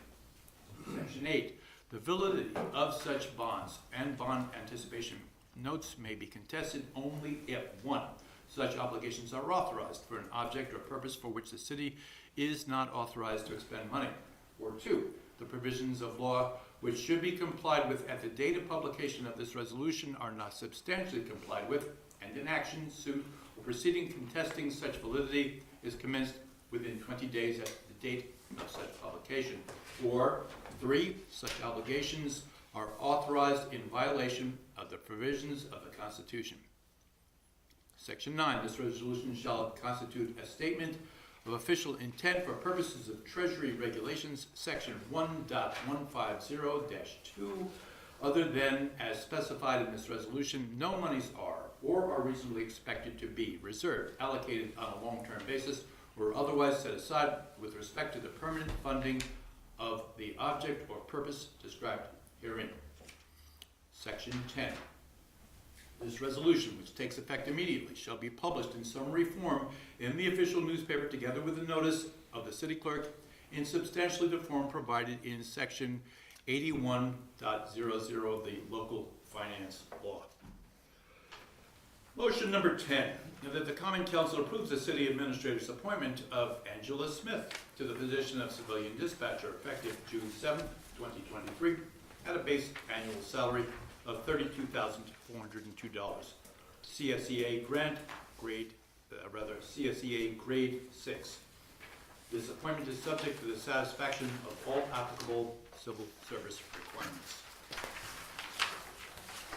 Motion number 11, that the Common Council appoints David Barlow to the position of maintenance worker at a base annual salary of $31,127, CSEA grade 4, effective June 7, 2023, subject to the satisfaction of all applicable civil service requirements. Motion number 12, the Common Council approves the release, the original authorized commitment of the excess funds from the completed capital projects or return or transfer said funds, including reserving excess bond proceeds for future debt payments as indicated on the attached report. Motion number 13, that the Common Council concurs with the Mayor's recommendations and approves the appointment of the following city residents to city boards and/or commissions. For the Housing Commission, Stefan Arakovics. Expiration date, July 6, 2023. To the Landmarks and Historic Preservation Commission, William Plymell, April 18, 2026. Gerard Webster, April 18, 2026. And to the Planning Commission, Susan Lettis, with an expiration date and her term of June 7, 2026. And that ends our consent agenda. Does anyone have anything to remove? Dave? 8 and 9. 8 and 9. Does anybody else have anything? Yes, Dave.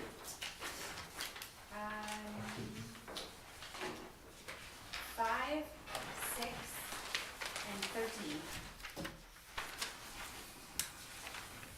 Okay. 6 and 13.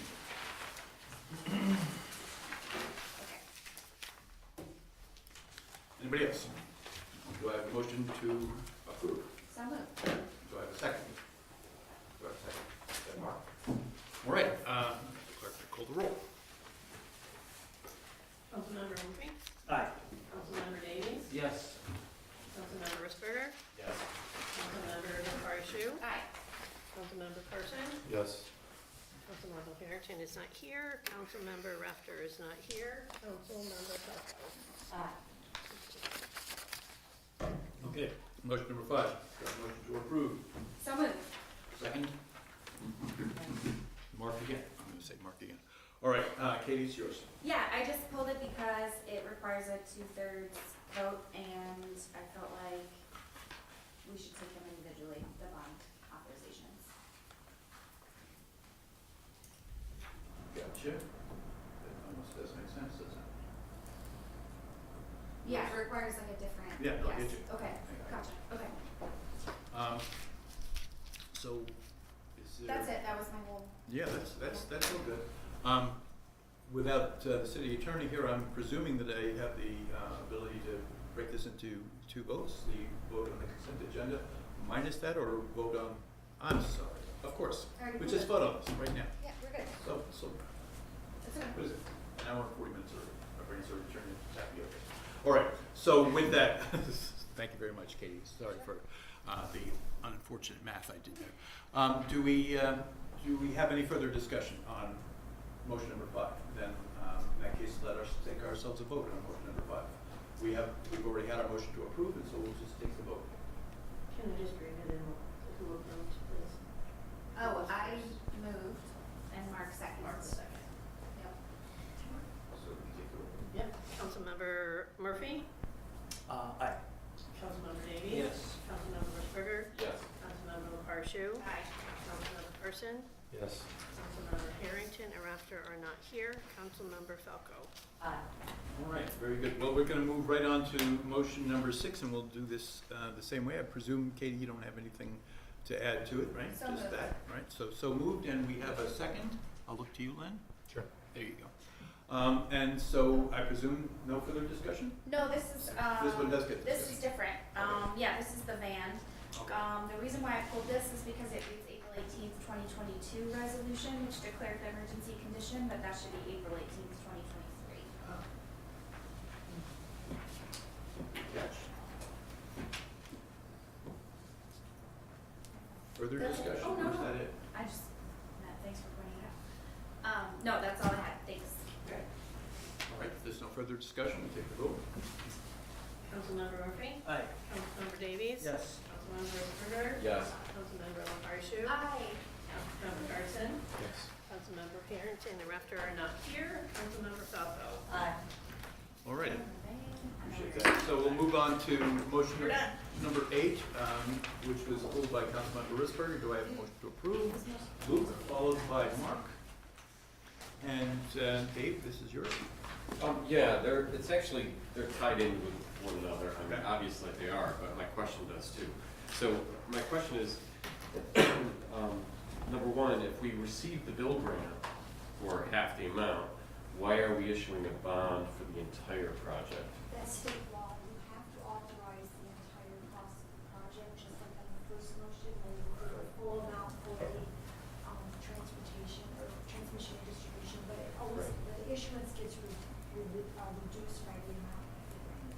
Okay, so, and as of right now, we are applying for the Clean Water State Revolving Fund loan of $2.6 million. It's just a formality. It Okay. should, we have been awarded that money. This is just a formality to actually submit an application. Okay, all right, I'm good. Okay, further discussion, Lynn? So along those lines, what part of that do we show on our projections for our debt services, the 2.6 or the 5.4 altogether? We'll show the 2.6 for our future debt. It will be listed as an unissued bond authorization at the full amount, but for future debt payments, it will be based on the 2.6. Yes, Kate? One more thing, just because I'm pretty particular. In section 2, there's a typo. Therefore does not have an E at the end. And since it's like a serious one. Oh, I'm sorry, that's motion 9, which we're not, yeah. Well, remember that. Okay, I won't say it, you know. Further discussion on 8? All right, if not, then we'll vote. Councilmember Murphy? Aye. Councilmember Davies? Yes. Councilmember Risberger? Yes. Councilmember LaParshu? Aye. Councilmember Carson? Yes. Councilmember Harrington and Rafter are not here. Councilmember Falco? All right, moving on to motion number 9, which is also pulled by Councilmember Risberger. Do we have a motion to approve? Luke, followed by Mark, I'm going to say, and Dave. We need an E on the end of therefore. Yep. Yes, we do. And beyond that, any further discussion? All right, then we'll take the roll. Okay, Councilmember Murphy? Aye. Councilmember Davies? Yes. Councilmember Risberger? Yes. Councilmember LaParshu? Councilmember Carson? Yes. Councilmember Harrington and Rafter are not here. Councilmember Falco? Okay, last of these is motion number 13. Do I have a motion to approve? Mark, followed by Dave. All right, and Katie, you pulled us? I did. I have a couple of questions. Sure. So one is, we are about to have a discussion on the Landmarks and Historic Preservation Committee, and I was just wondering, or commission, and I was wondering if we should, well, no, I'll ask my first question first, which is, didn't we already approve these people? Yes, so to answer your question, they were nominated, they were approved, and they have not come in and signed the oath book. Oh, gotcha. Okay. The other question I have is why the person we're appointing to the Housing Commission expires in a month. Is that the unexpired term of someone else? Okay, that just occurred to me just now. So, okay, that's great. Yeah, so should we actually hold, so my opinion is that we should probably hold the vote to appoint these two people to the Landmarks and Historic Preservation Commission until we have the discussion. They have been approved previously. Yeah, The sure. question that we had was about a single candidate that may not fit the overall expectations of that commission. I thought that the point of the discussion was to understand the composition of the. And I'll have so- that for you. Yeah, If so you I just wanna- thought, like, since we're about to discuss the composition of the commission, wouldn't it make sense to vote on these people and their merits with confidence after we have that discussion? I think I can speak for Bill Plumell. I spoke to him last week about his qualifications. He's actually formally educated in this background, so I think he was a good addition. I cannot speak to Gerard Webster, though. Bless you. Sorry, excuse me. God bless you. I can share, if you'd like, I can kind of Yeah, just insert that- the conversations that we might Makes have sense. had a little bit further down the road into this moment. If I can find it.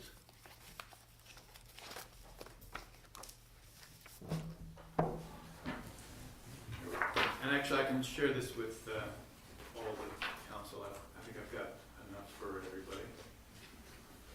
If you want to pass that way, there may be one left over. It's an interesting quality paper. You could pass those down. There might be one left over. And if there is, if you could send it that way. Oh, actually, Thank you. all right, everybody's got something?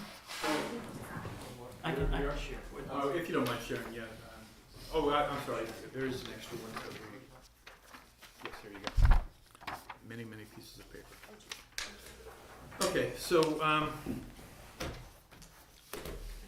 at the top of that sheet, you'll see the qualifications that, to the extent possible, commission members are required to have.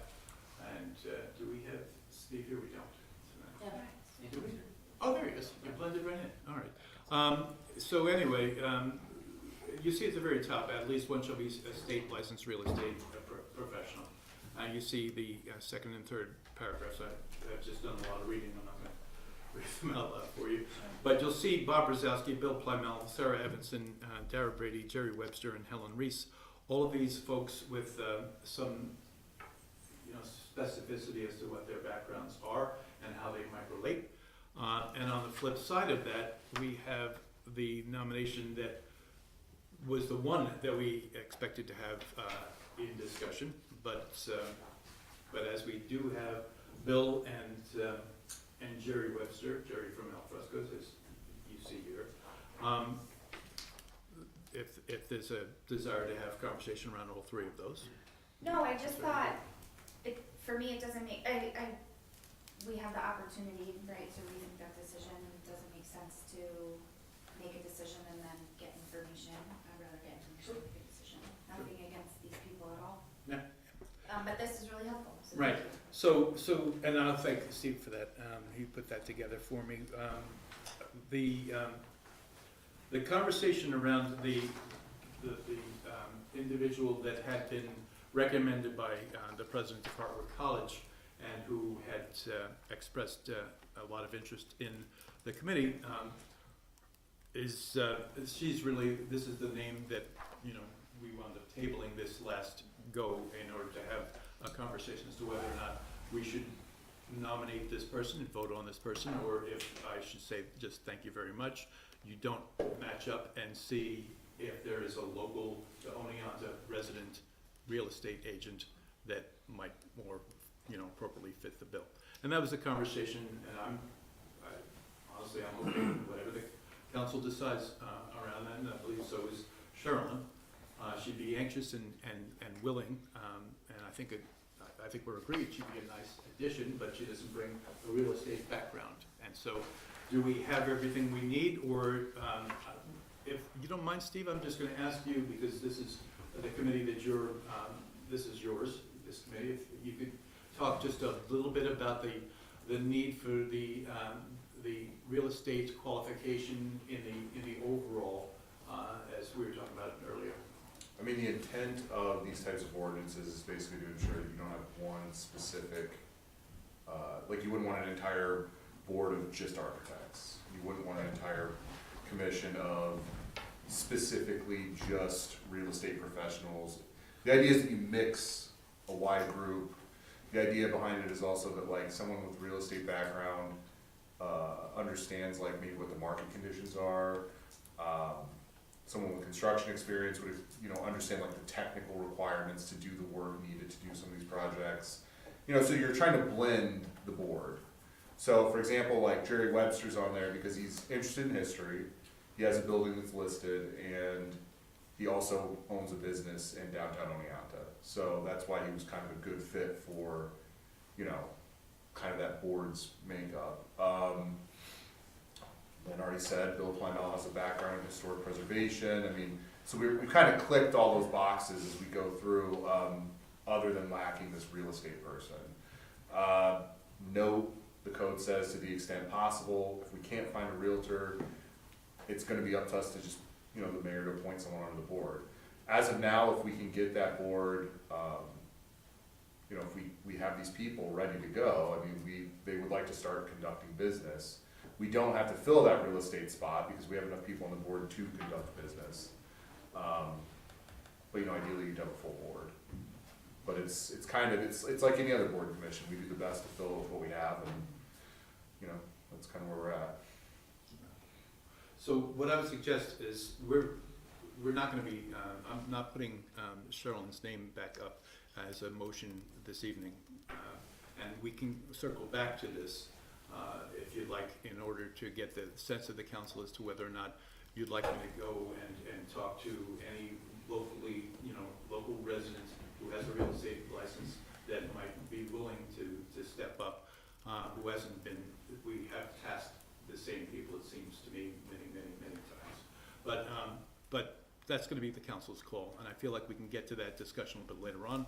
But in the meantime, both Bill Plymell and Jerry Webster are listed here on this motion that's in front of us. And if this piece has satisfied the council, that we might be able to vote on this motion without excising their names, I think that'd be a great thing. All right, so I feel like the council's got the option for discussion here. Anybody? Shall we just vote on this then?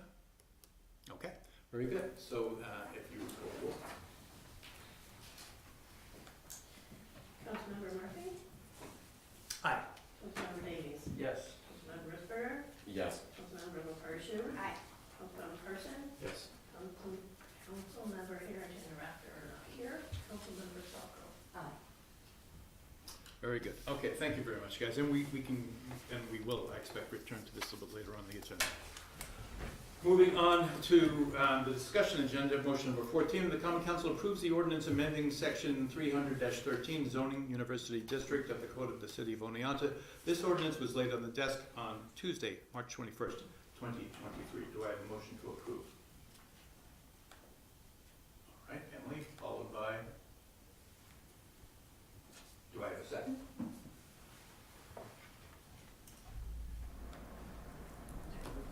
I don't have a second? Oh, Mark. Oh, thank you. Scared the heck out of me. All right, so we have, all right, that would have been a first. So with that, discussion. I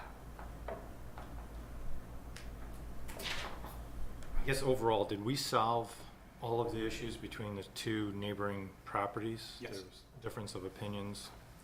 I spoke with, and in fact had a long conversation then at lunch with Lateral Management, with they're the owners of the Woodridge Apartments. They're fine. They're fine.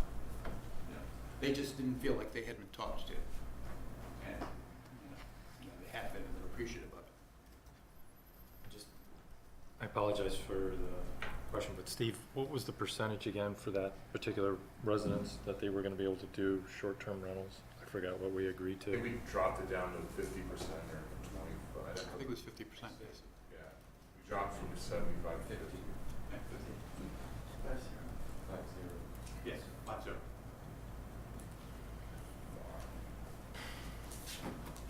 Is that right?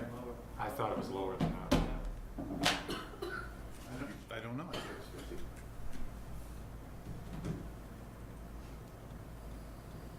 I would have to get the ordinance out of Yeah. it and say in front of you. 50? Yeah. Yeah, Okay. it seemed, my recollection is. You're looking at that, right, Mark? Okay, thank you. Because I couldn't if I may. Yes, go ahead. Because I remember like when we were discussing it, I think it was something odd, like 45%. And so for units that don't really have like a large number where you can kind of divide it that way, it would mean like you would have like, you know, 1/2 of a building and like, you know, 3/4 of another unit or something, you know, so I think we had decided that it could be 50.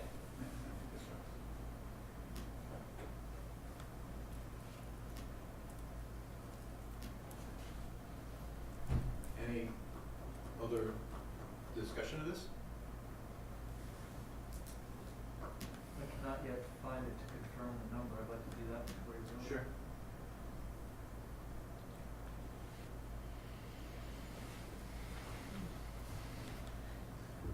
Mark, had you gotten a chance to go up there and talk with those residents? I mean, those residents aren't included in the zoning update. Right. That parcel was removed, so.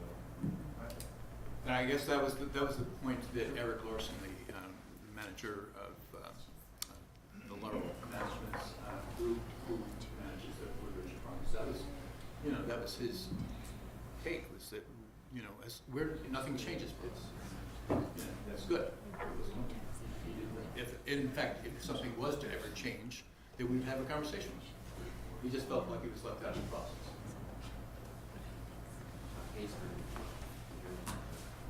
The actual email. What does it say there? It's on page 34 of 35, at the bottom of the page. Apartments containing 4 or more dwelling units shall have no more than 50% of the total units occupied for transient or short-term occupancy. So what it means is that the one structure to the west is under the 50%, and the structure to the east is not, because that's not in the new use zone. Right, that parcel's been included in the new zone. We removed those parcels when after extensive discussion.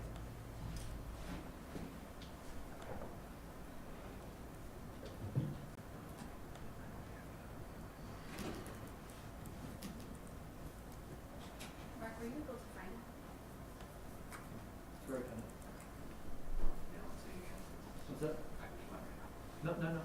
I was just looking for the exact language and you clarified it's 50%. Which is a limitation we have nowhere else in the city. Say that again? So all the other zones where this is permitted, we do not have that type of restriction. Downtown, MU2, CI zone. This would be the only zone where we actually limit the number of units per transient. To that point, Steve, is there any other parcels that we're overlooking that could be like that number?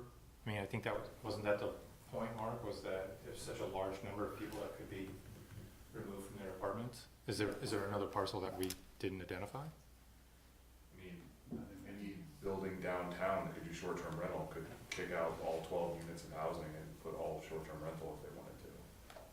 We don't restrict it anywhere else in the city where short-term rental is permitted.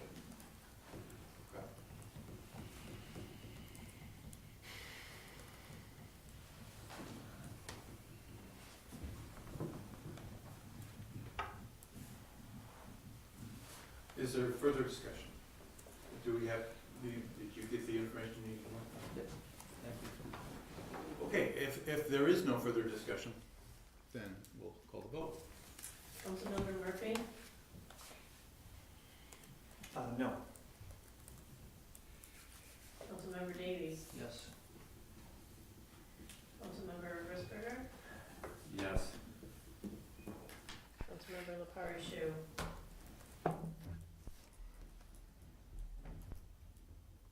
Yes.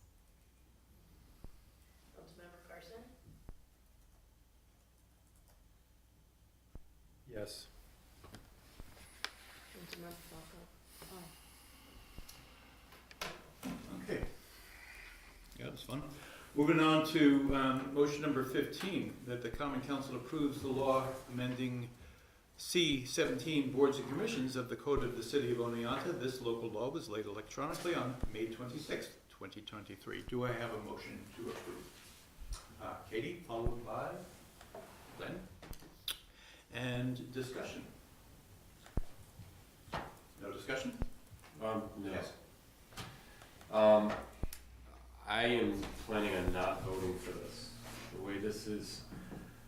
way it's written, well, the reason why it was written is because of only the airport commission. And to say here, what it reads here is a member of a board or commission who was previously ineligible for reappointment, secondary to having served 3 consecutive full terms of office, shall be eligible for reappointment after a period of 3 months with documentation of a reasonable effort to fill that office having been made, including the attempts to solicit 10 potential candidates. I think what this could lead to is a complete elimination of term limits for any board or commission, which this goes against the entire purpose of why term limits were implemented in the first place. What we used to have in the city were people that would sit on boards and commissions for decades. And all this would take is, and I'm not saying that our current mayor would do this, I'm just saying in the future, because I'm always looking in the future. We could have a mayor that decides to sit here tonight, pick out 10 people, and ask them if they want to sit on a board, and they all could say no. It could be 10 people that the mayor knows don't want to be appointed. And that would make this okay to go and reappoint the person on that board that wants to be reappointed. And this could go on in perpetuity for numerous boards. And I'm going to go back with my original argument. If we think the airport is this important, because many of our boards and commissions are not overlooking a certain structure. This is looking over a certain structure. If we think that this is that important, we should be looking to create an airport department or have it be overseen directly by DPW. If we feel like we need people with specialized backgrounds to be on this board, we're gonna have this problem forever in Oneonta. And I think it would be crazy not to reassess what we're doing at that airport and turn it into a department and then hire somebody to run that department or fold it into DPW. So, Further discussion? So I hear what you're saying, Dave, but this isn't just for one commission. This was also for other commissions. I think we could look at the planning commission. There was an individual that was on the planning commission for many years, termed out, and was asked to be back on that commission. So I don't think it's just the airport commission, so I wouldn't want to just single out that commission. Okay. If I can just speak to, like, that proves my point. in the discussion of this section of the charter, we also talked about, like, for example, the board of examining electricians or the board of examining plumbers, like, those are people that need to know about the topic that they're, you can't, we talked a little bit about, continuing education, like the planning commission, you can have an interest and learn, which is good, and I think the airport commission as well. But there are certain things where it is like more technical as opposed to just having an interest in it and the willingness to serve. Yeah, I see your point though, about what a reasonable effort looks like, and I wasn't married to the 10 people number. I kind of wanted to leave it vague because I think then that kind of puts it on the council to say, we think this is reasonable or we don't think this is reasonable.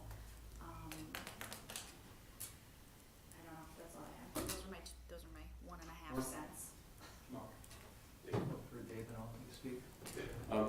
Just as a follow-up, I think what you're saying, Len, about the planning commission, it just proves my point, that if we're reappointing other people, maybe we need to rethink things here. And also, I just want to remind everybody that zoning and planning are very unique in that you've got to have, there's required education that goes along with it, where all the other boards and commissions, I mean, outside of electricians, which is another unique board entirely, the other ones don't require it. So. Yeah, I think I've made my thoughts about this known in the past. I don't like the fact that, you know, that the responsibility and power can be concentrated in so few hands.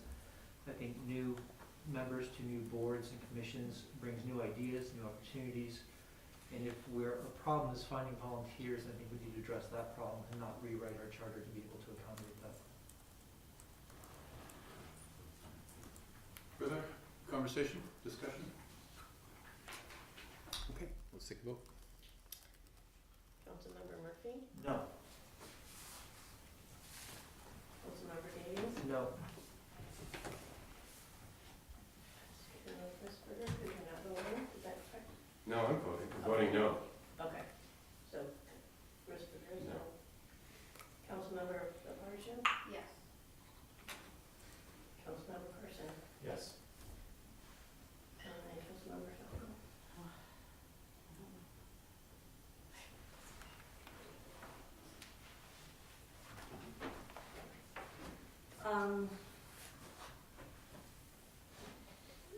Yes.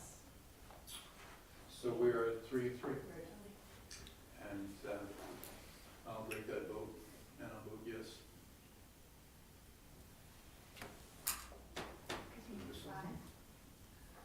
I think we need I'm 5. Sorry? I think we need 5 yes, ayes. Yeah.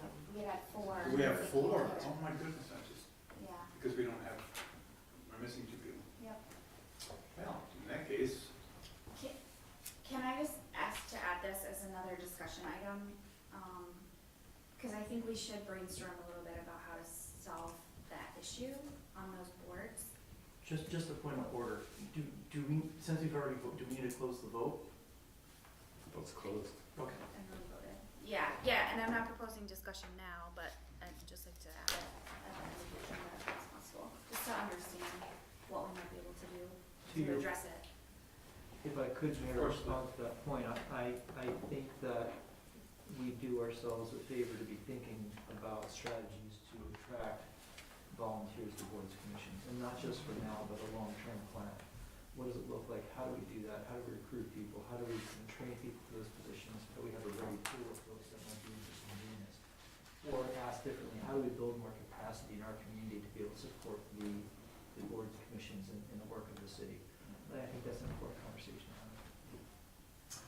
I'm just going to weigh in and just say, I don't think that's a binary choice. I think you're 100% right, Mark. I think we do need to do that. I think we do the city a service if we make that effort, and we have some strategy around putting that effort into place.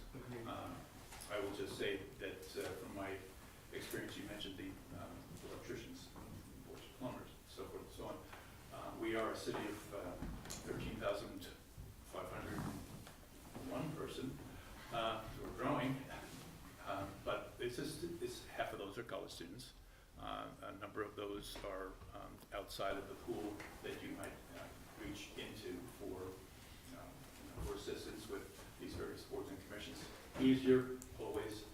We talk about ad hoc committees. It's always easier to bring somebody on board for 3 months, while they're energized. Very hard.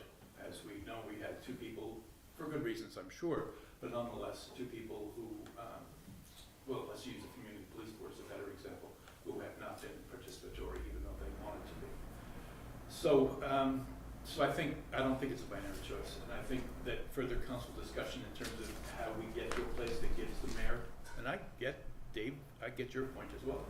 I had never considered the fact I could say, hey, you 10 people, you want to do this? And they say no, that I'm good to go. I'm stressing out over trying to find 10 individuals that I can tell the council were worthy of, the request.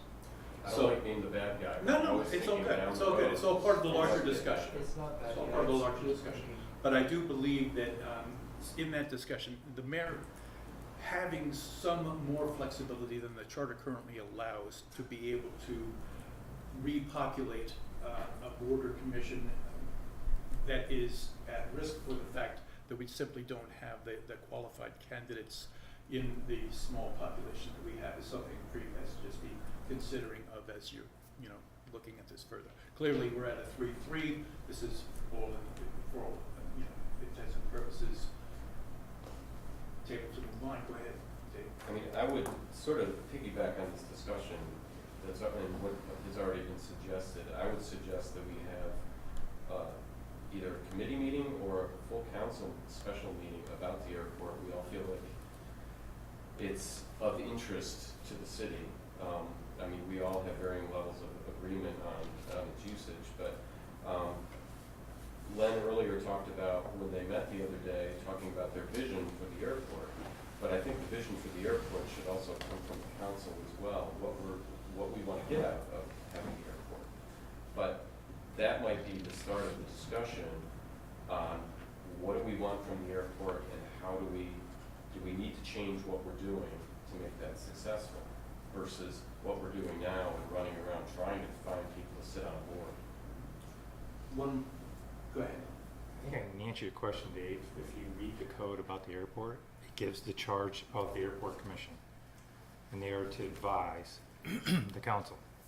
So Oh, instead of trying I to run the department, which we do have one employee, it's considered a department. It's part of the budget process. We're already there. It's not just the airport commission. I've said that before. You're saying your point again, and I'm saying that the council as a whole. You say that's a suggestion that the council could run the airport. I ask, how many times have you been to the airport in the 12 years that you've been on council? You don't actually have to answer that, but that's rhetorical, right? So how much interest? How many times I've been to the airport? How many times? It doesn't matter. It's the interest level, right? So I've asked each and every one that are on this council to come up. I'll give you the dog and pony show you around. I was given that many years ago, Len. I've been up there numerous times. Okay. So in the last 2 to 3 years, there's been changes made. You've approved them, but did you go up and check on them? That's all I'm asking. So what's your interest level? It would be, would you walk into it open-minded, or would you be prejudiced of how you think about the airport?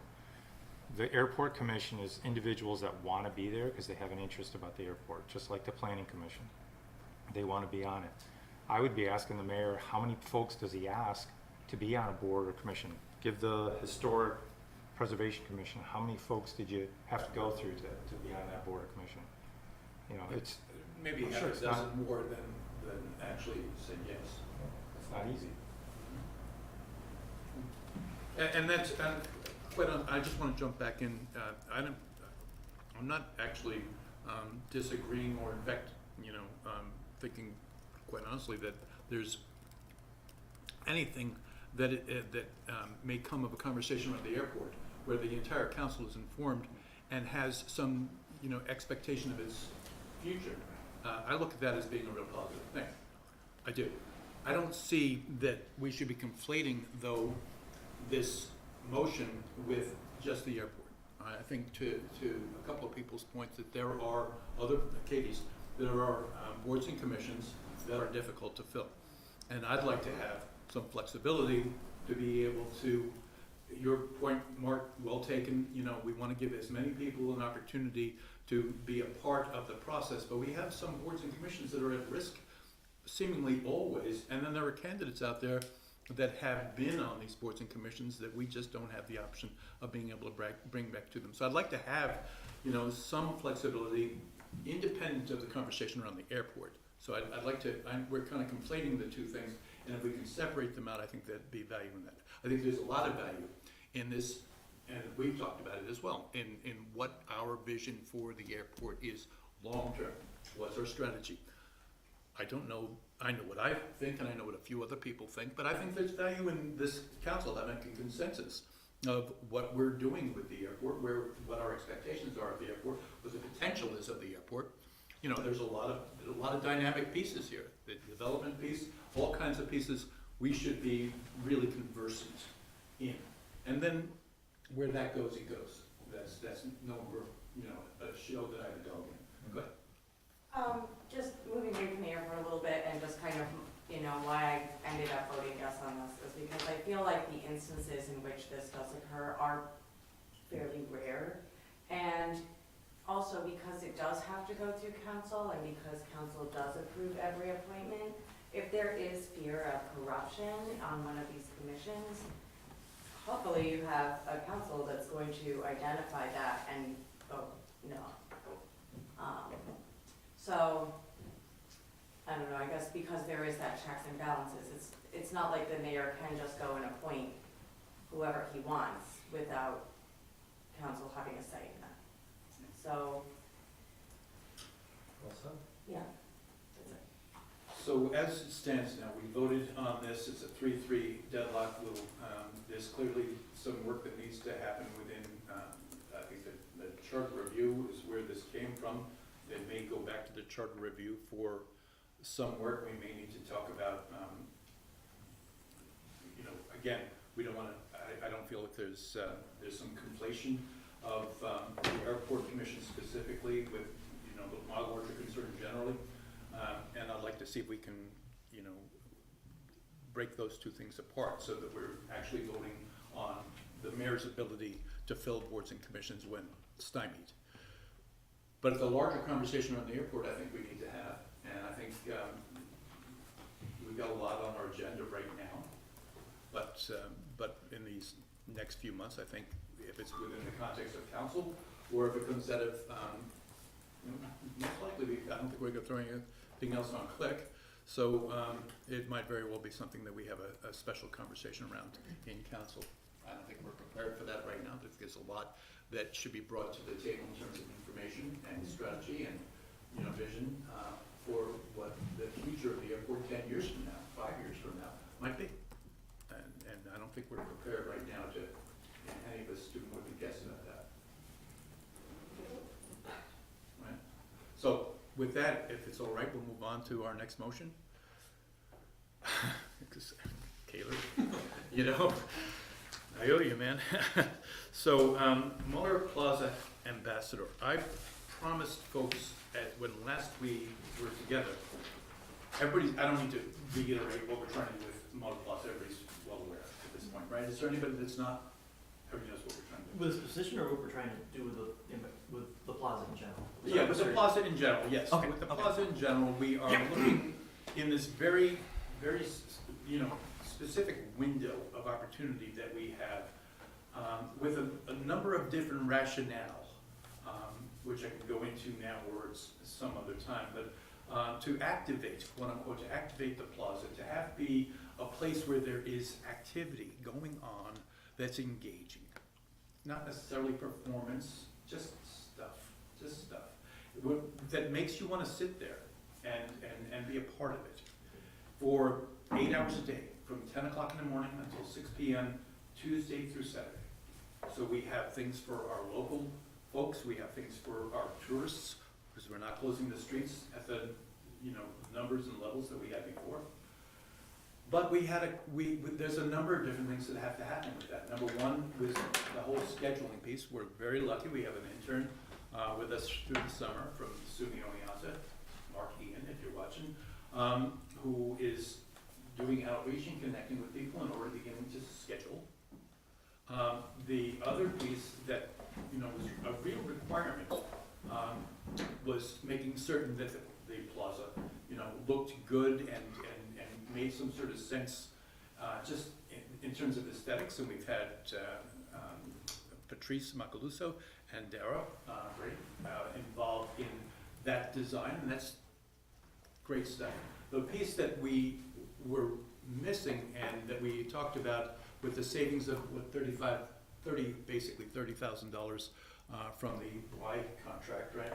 That we would take a piece of that and potentially create a city part-time personnel position, part-time position.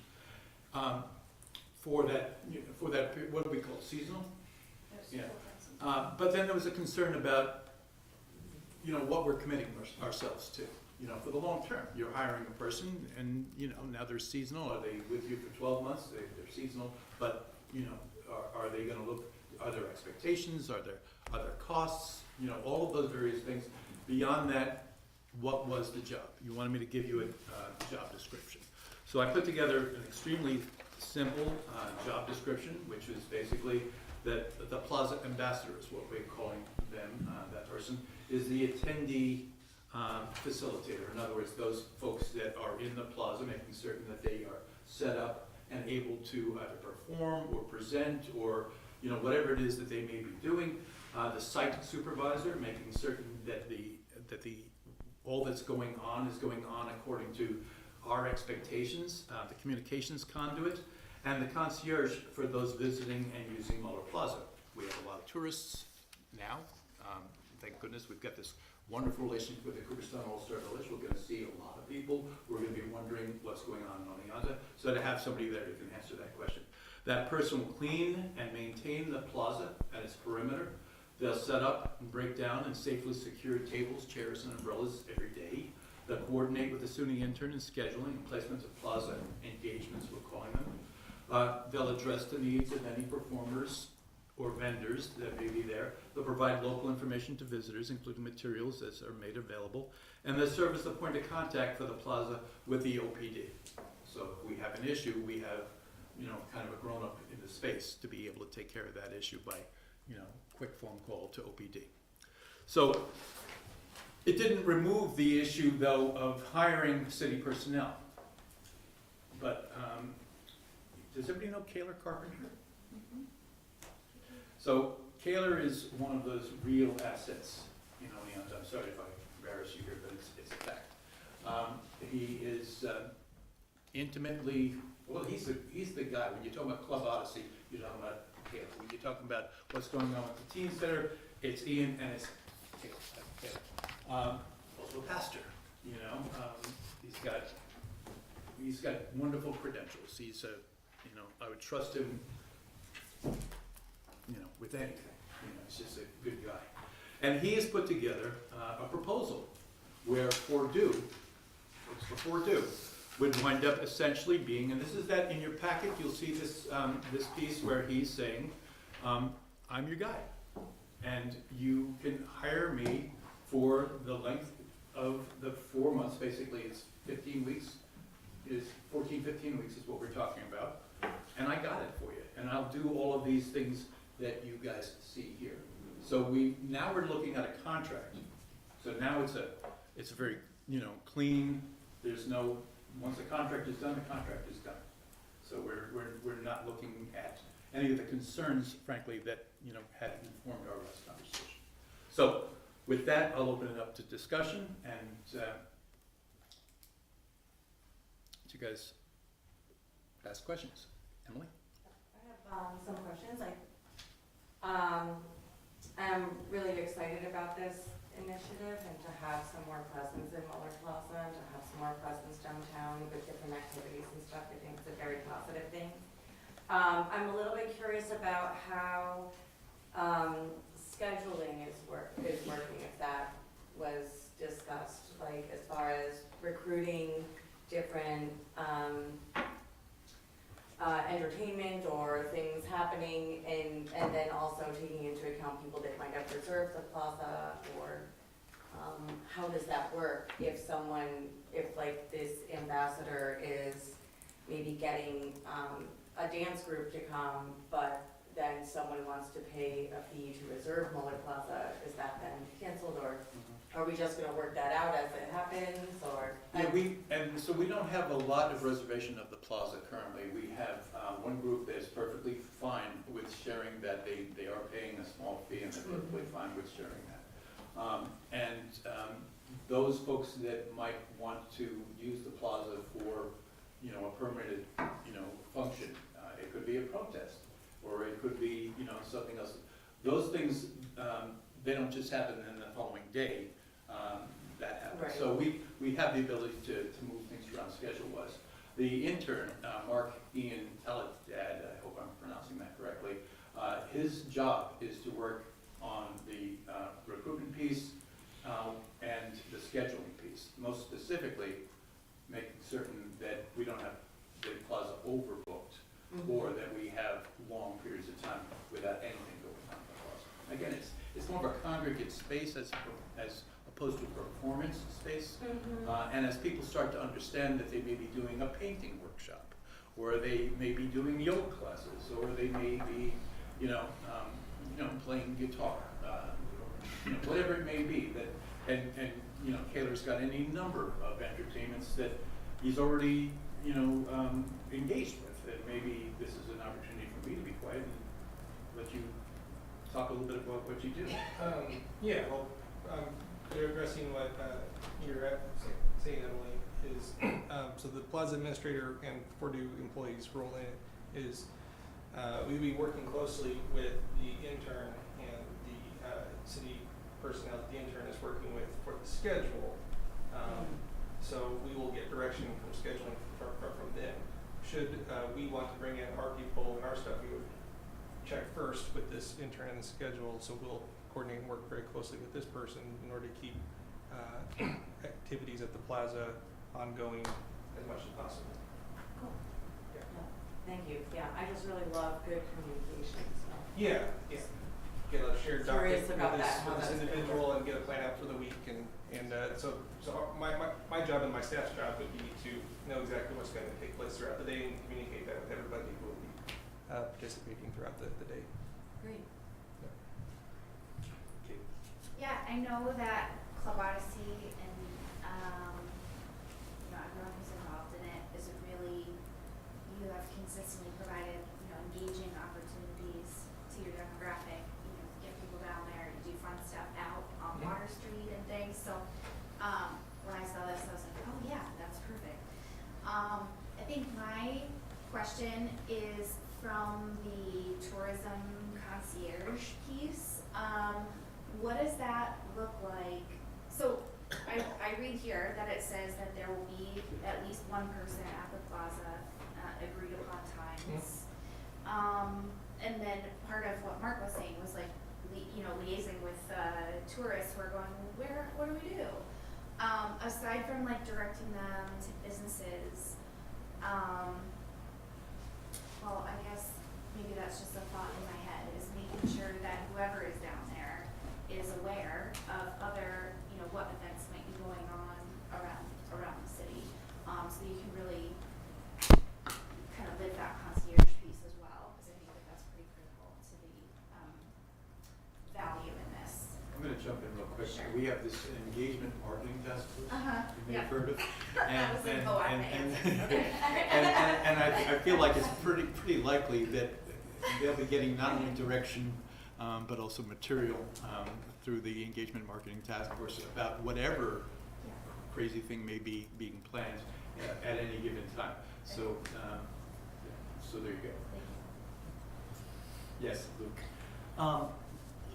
So this is funding for one person, 8 hours.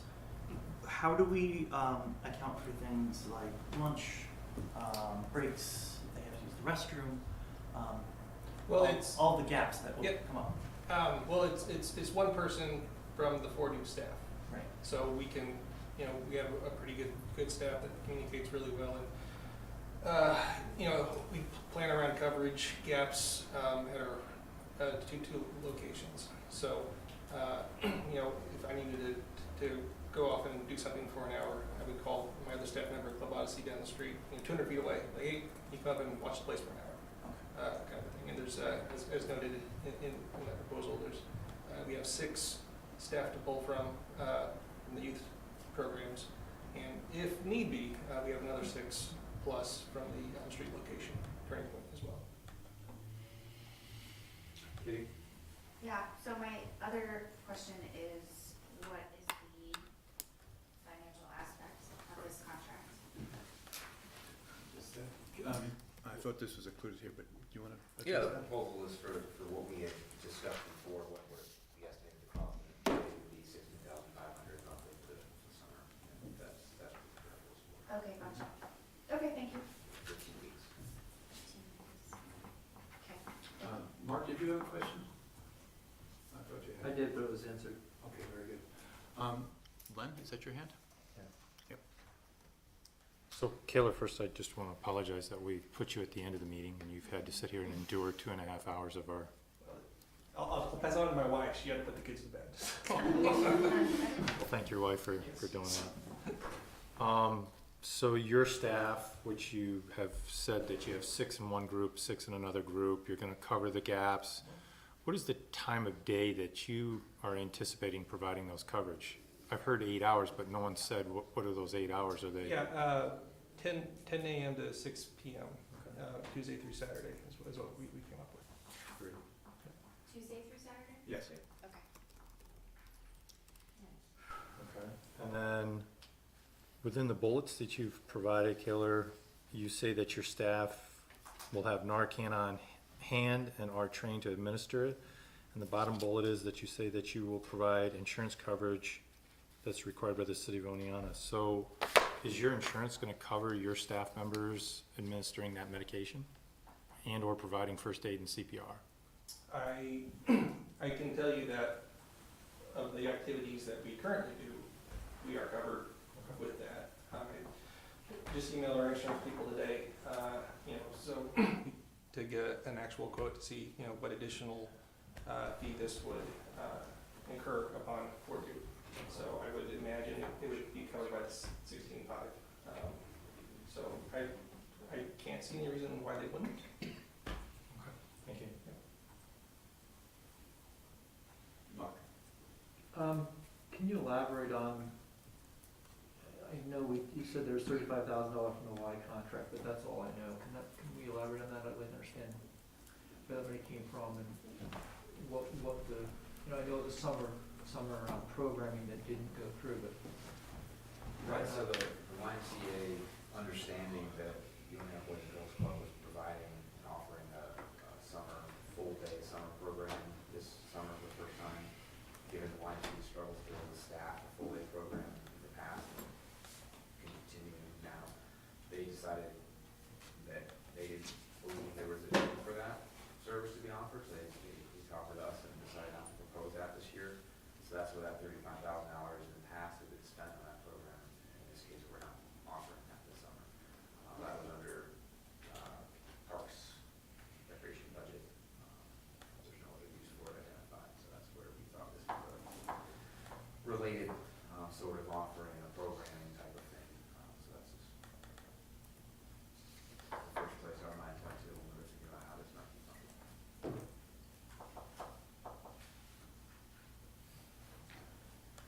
Any further discussion? All right, we do, I wouldn't make Kayla sit here if we weren't gonna be prepared with a motion, so we do have one.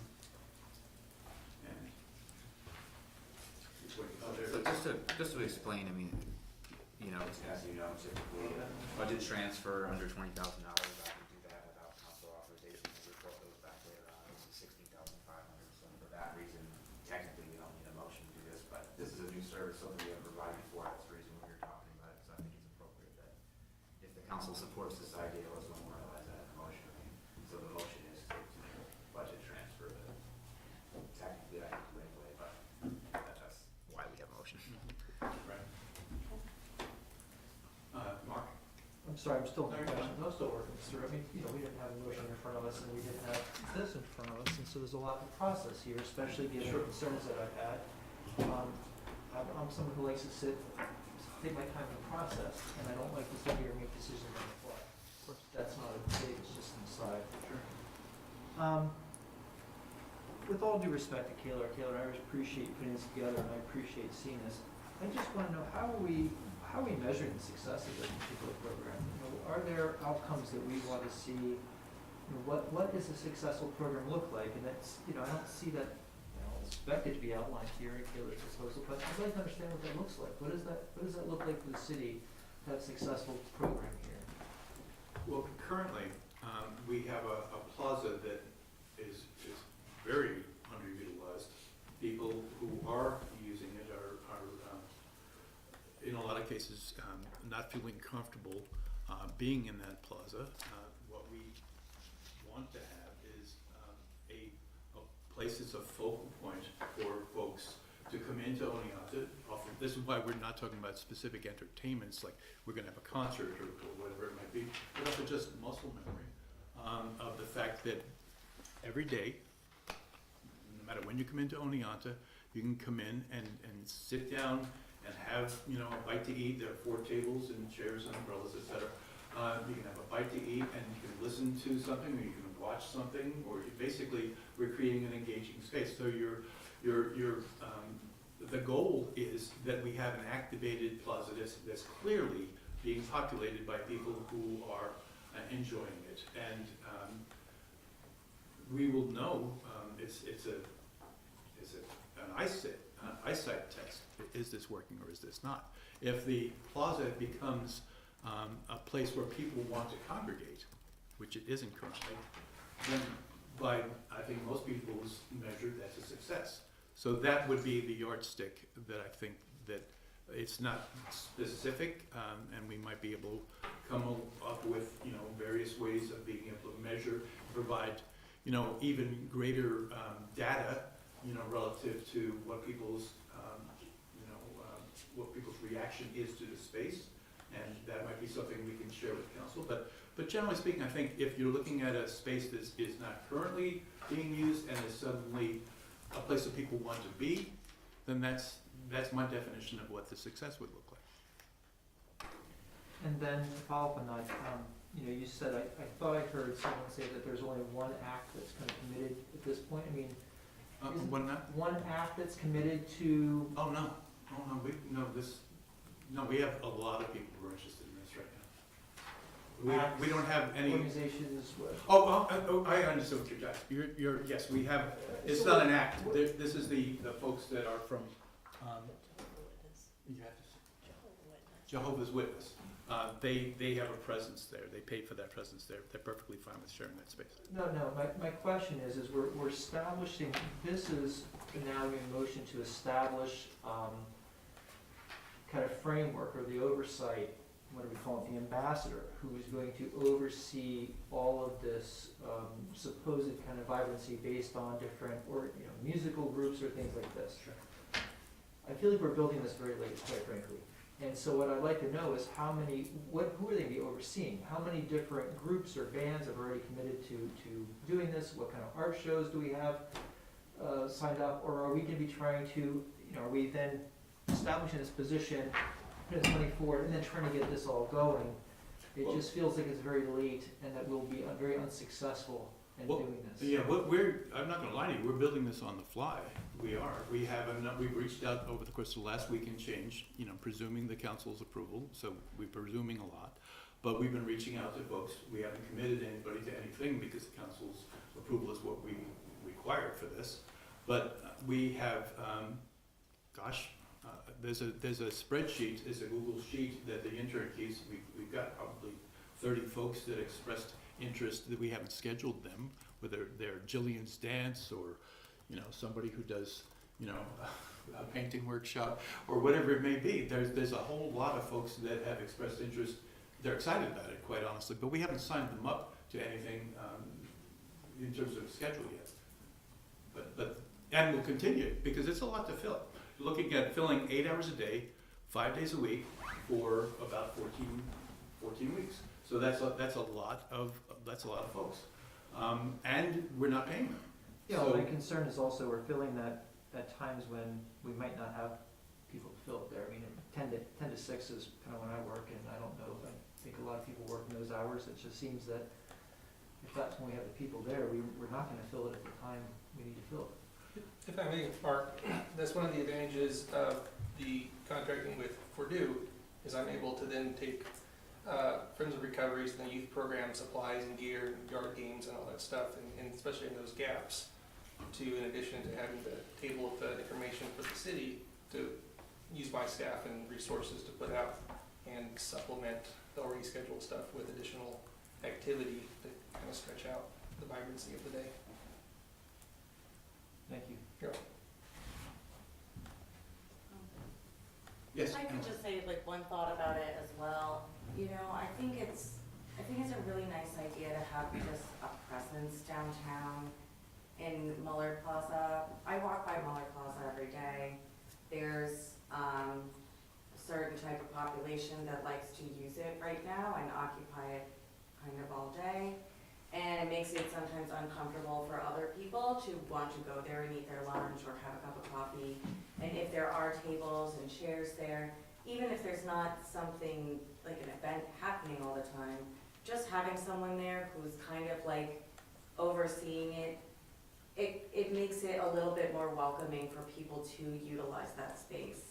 And I think that in itself is something that'll be really positive for downtown, especially as potential students and their parents are coming in, as tourists come in, etc. You know, prospective faculty coming to visit. You know, these are all things that we want to present Oneonta in a really positive light and a really healthy light.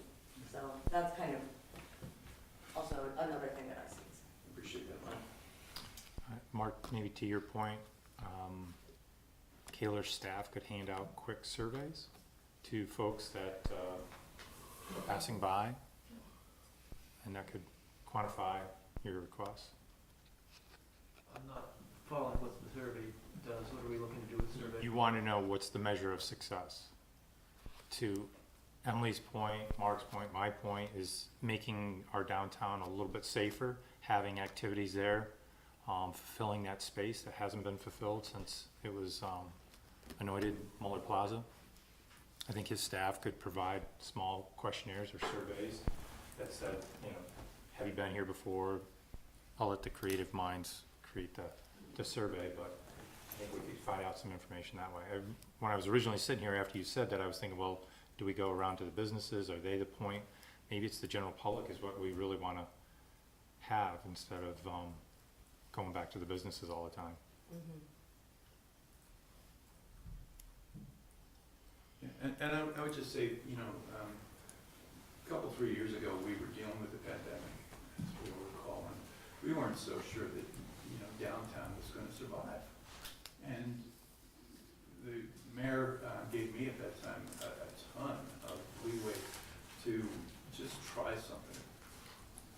And we worked really hard, and we, I would think that many people downtown would say that there are businesses that survived that really rough time because we created a lifeline every Saturday. In fact, there was spillover into other days of the week. And we, you know, the measurement is absolutely anecdotal. I mean, it was just, it looks like things are better, you know? Well, we did go around and we surveyed businesses and asked how they did, you know, after the events and so forth.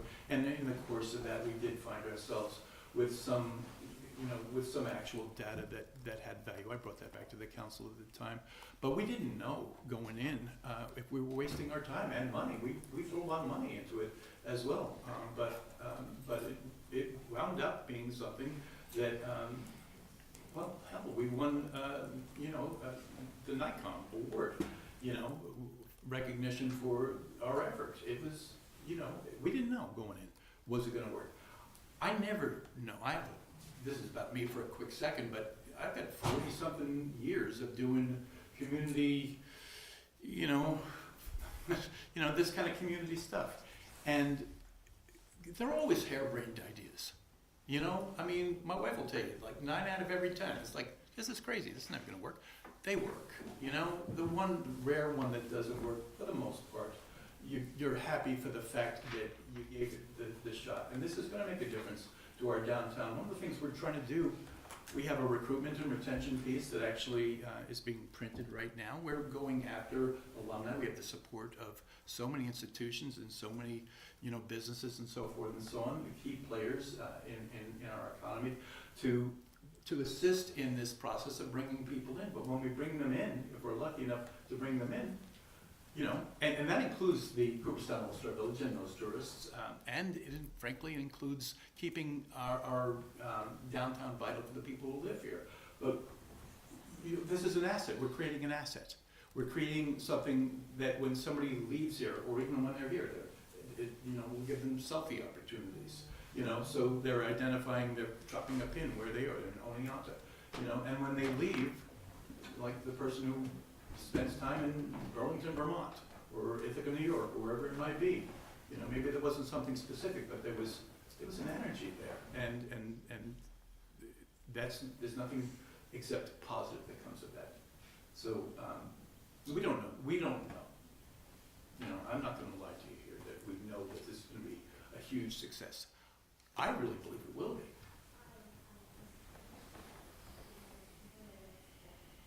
Further discussion? We do have a motion, and I'm sorry, Kate? That's okay, I was just gonna say, I will say that I was really hesitant to, spend the money that had been previously, you know, earmarked in a way that benefited our community's children and families, on, you know, this like sort of downtown plan. But I think that I have confidence in Fordu to do everything, and I know Kaler, so I know that the organization will do everything that they can to make sure that this is successful in a way that makes our downtown safer for our community's children and families. And so, and specifically, I have way more confidence in investing in Fordu doing this work than a staff member who has to be trained and nebulous expectations. This is something that you have experience in. This is something that I know that you are passionate about on a personal level. So I think that it is a good investment for this summer to, you know, try to make our downtown a place where people want to be, and feel more confident supporting this now because of this proposal, so, and this partnership. I think I'm willing to try just about anything at this point, looking at the problems we've had down there. But I completely understand Mark's hesitancy with this, because we want to be able to not just throw something at the wall and hope it sticks. Not for $16,500. But what I think at the very least what I would want to see is at the end of the summer is a report on every event we had down there, how many people showed up for each event, and then if there's some way we can get in between those events on the downtimes, get a foot traffic count or an engagement account. Even if you have a clicker and you click every time you're engaging with people coming through. And I know it's going to be time consuming, but we're giving $16,500 for this. And if this is something that really, really works, then it's something we may continue next year and the year after. But I'm willing to give a yes vote to this, as long as we get a report at the end of the summer with as much data as possible on this.